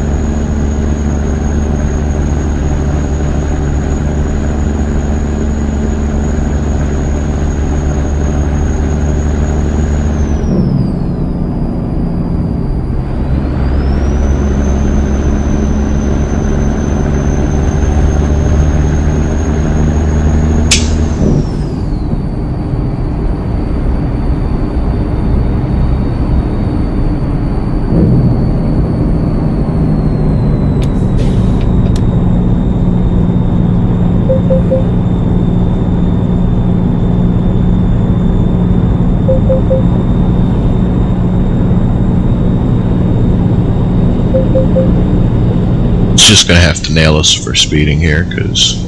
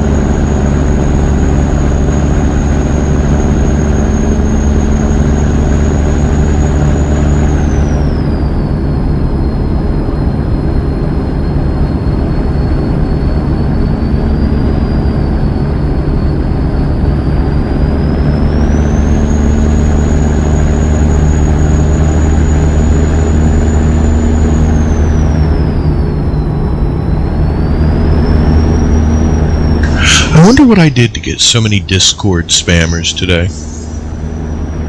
I didn't do much different. Can they read the Discord link on my stream? Like in the video? That would be wild.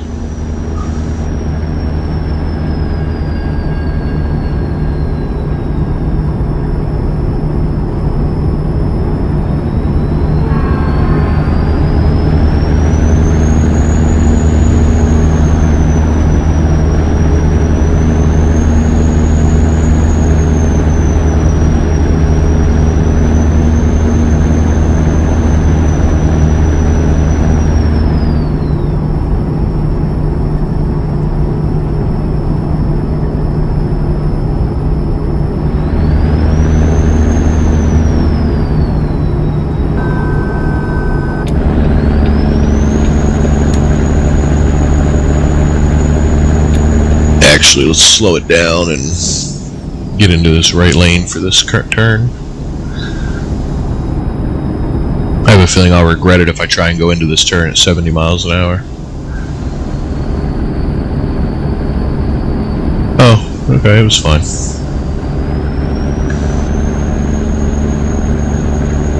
It would have been fine.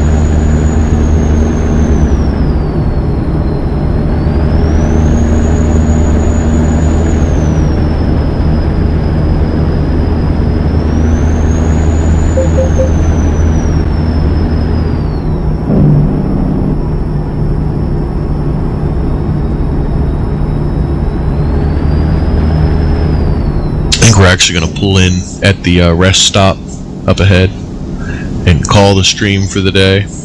As you heard earlier, Mrs. Hammerlane is home, and we desire to get out of the truck and spend time with Mrs. Hammerlane.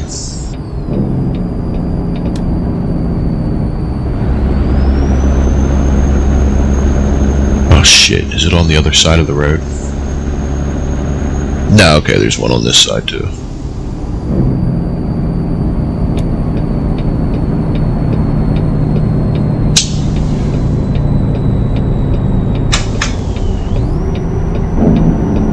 Navigation resumed.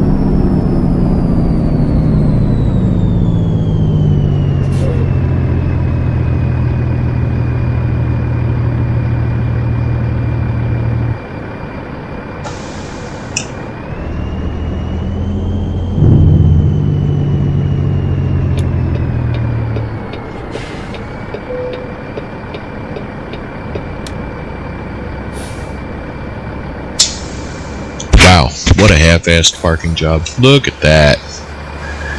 Absolute dog shit. Should we fix this?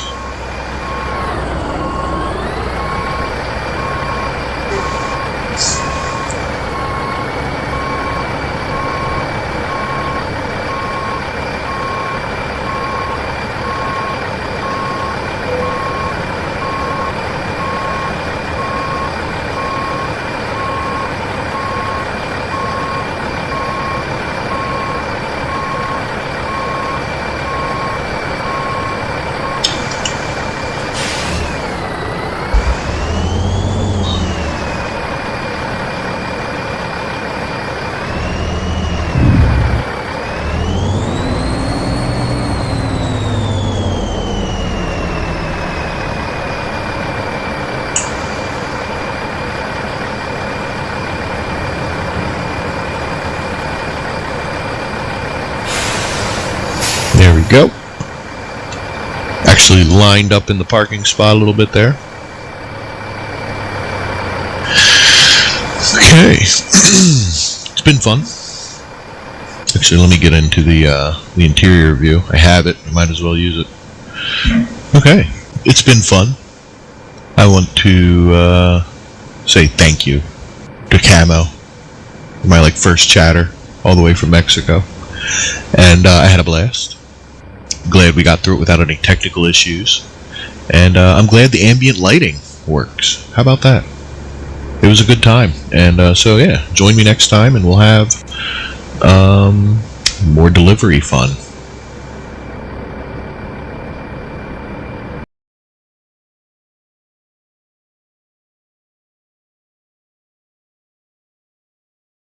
Thank you.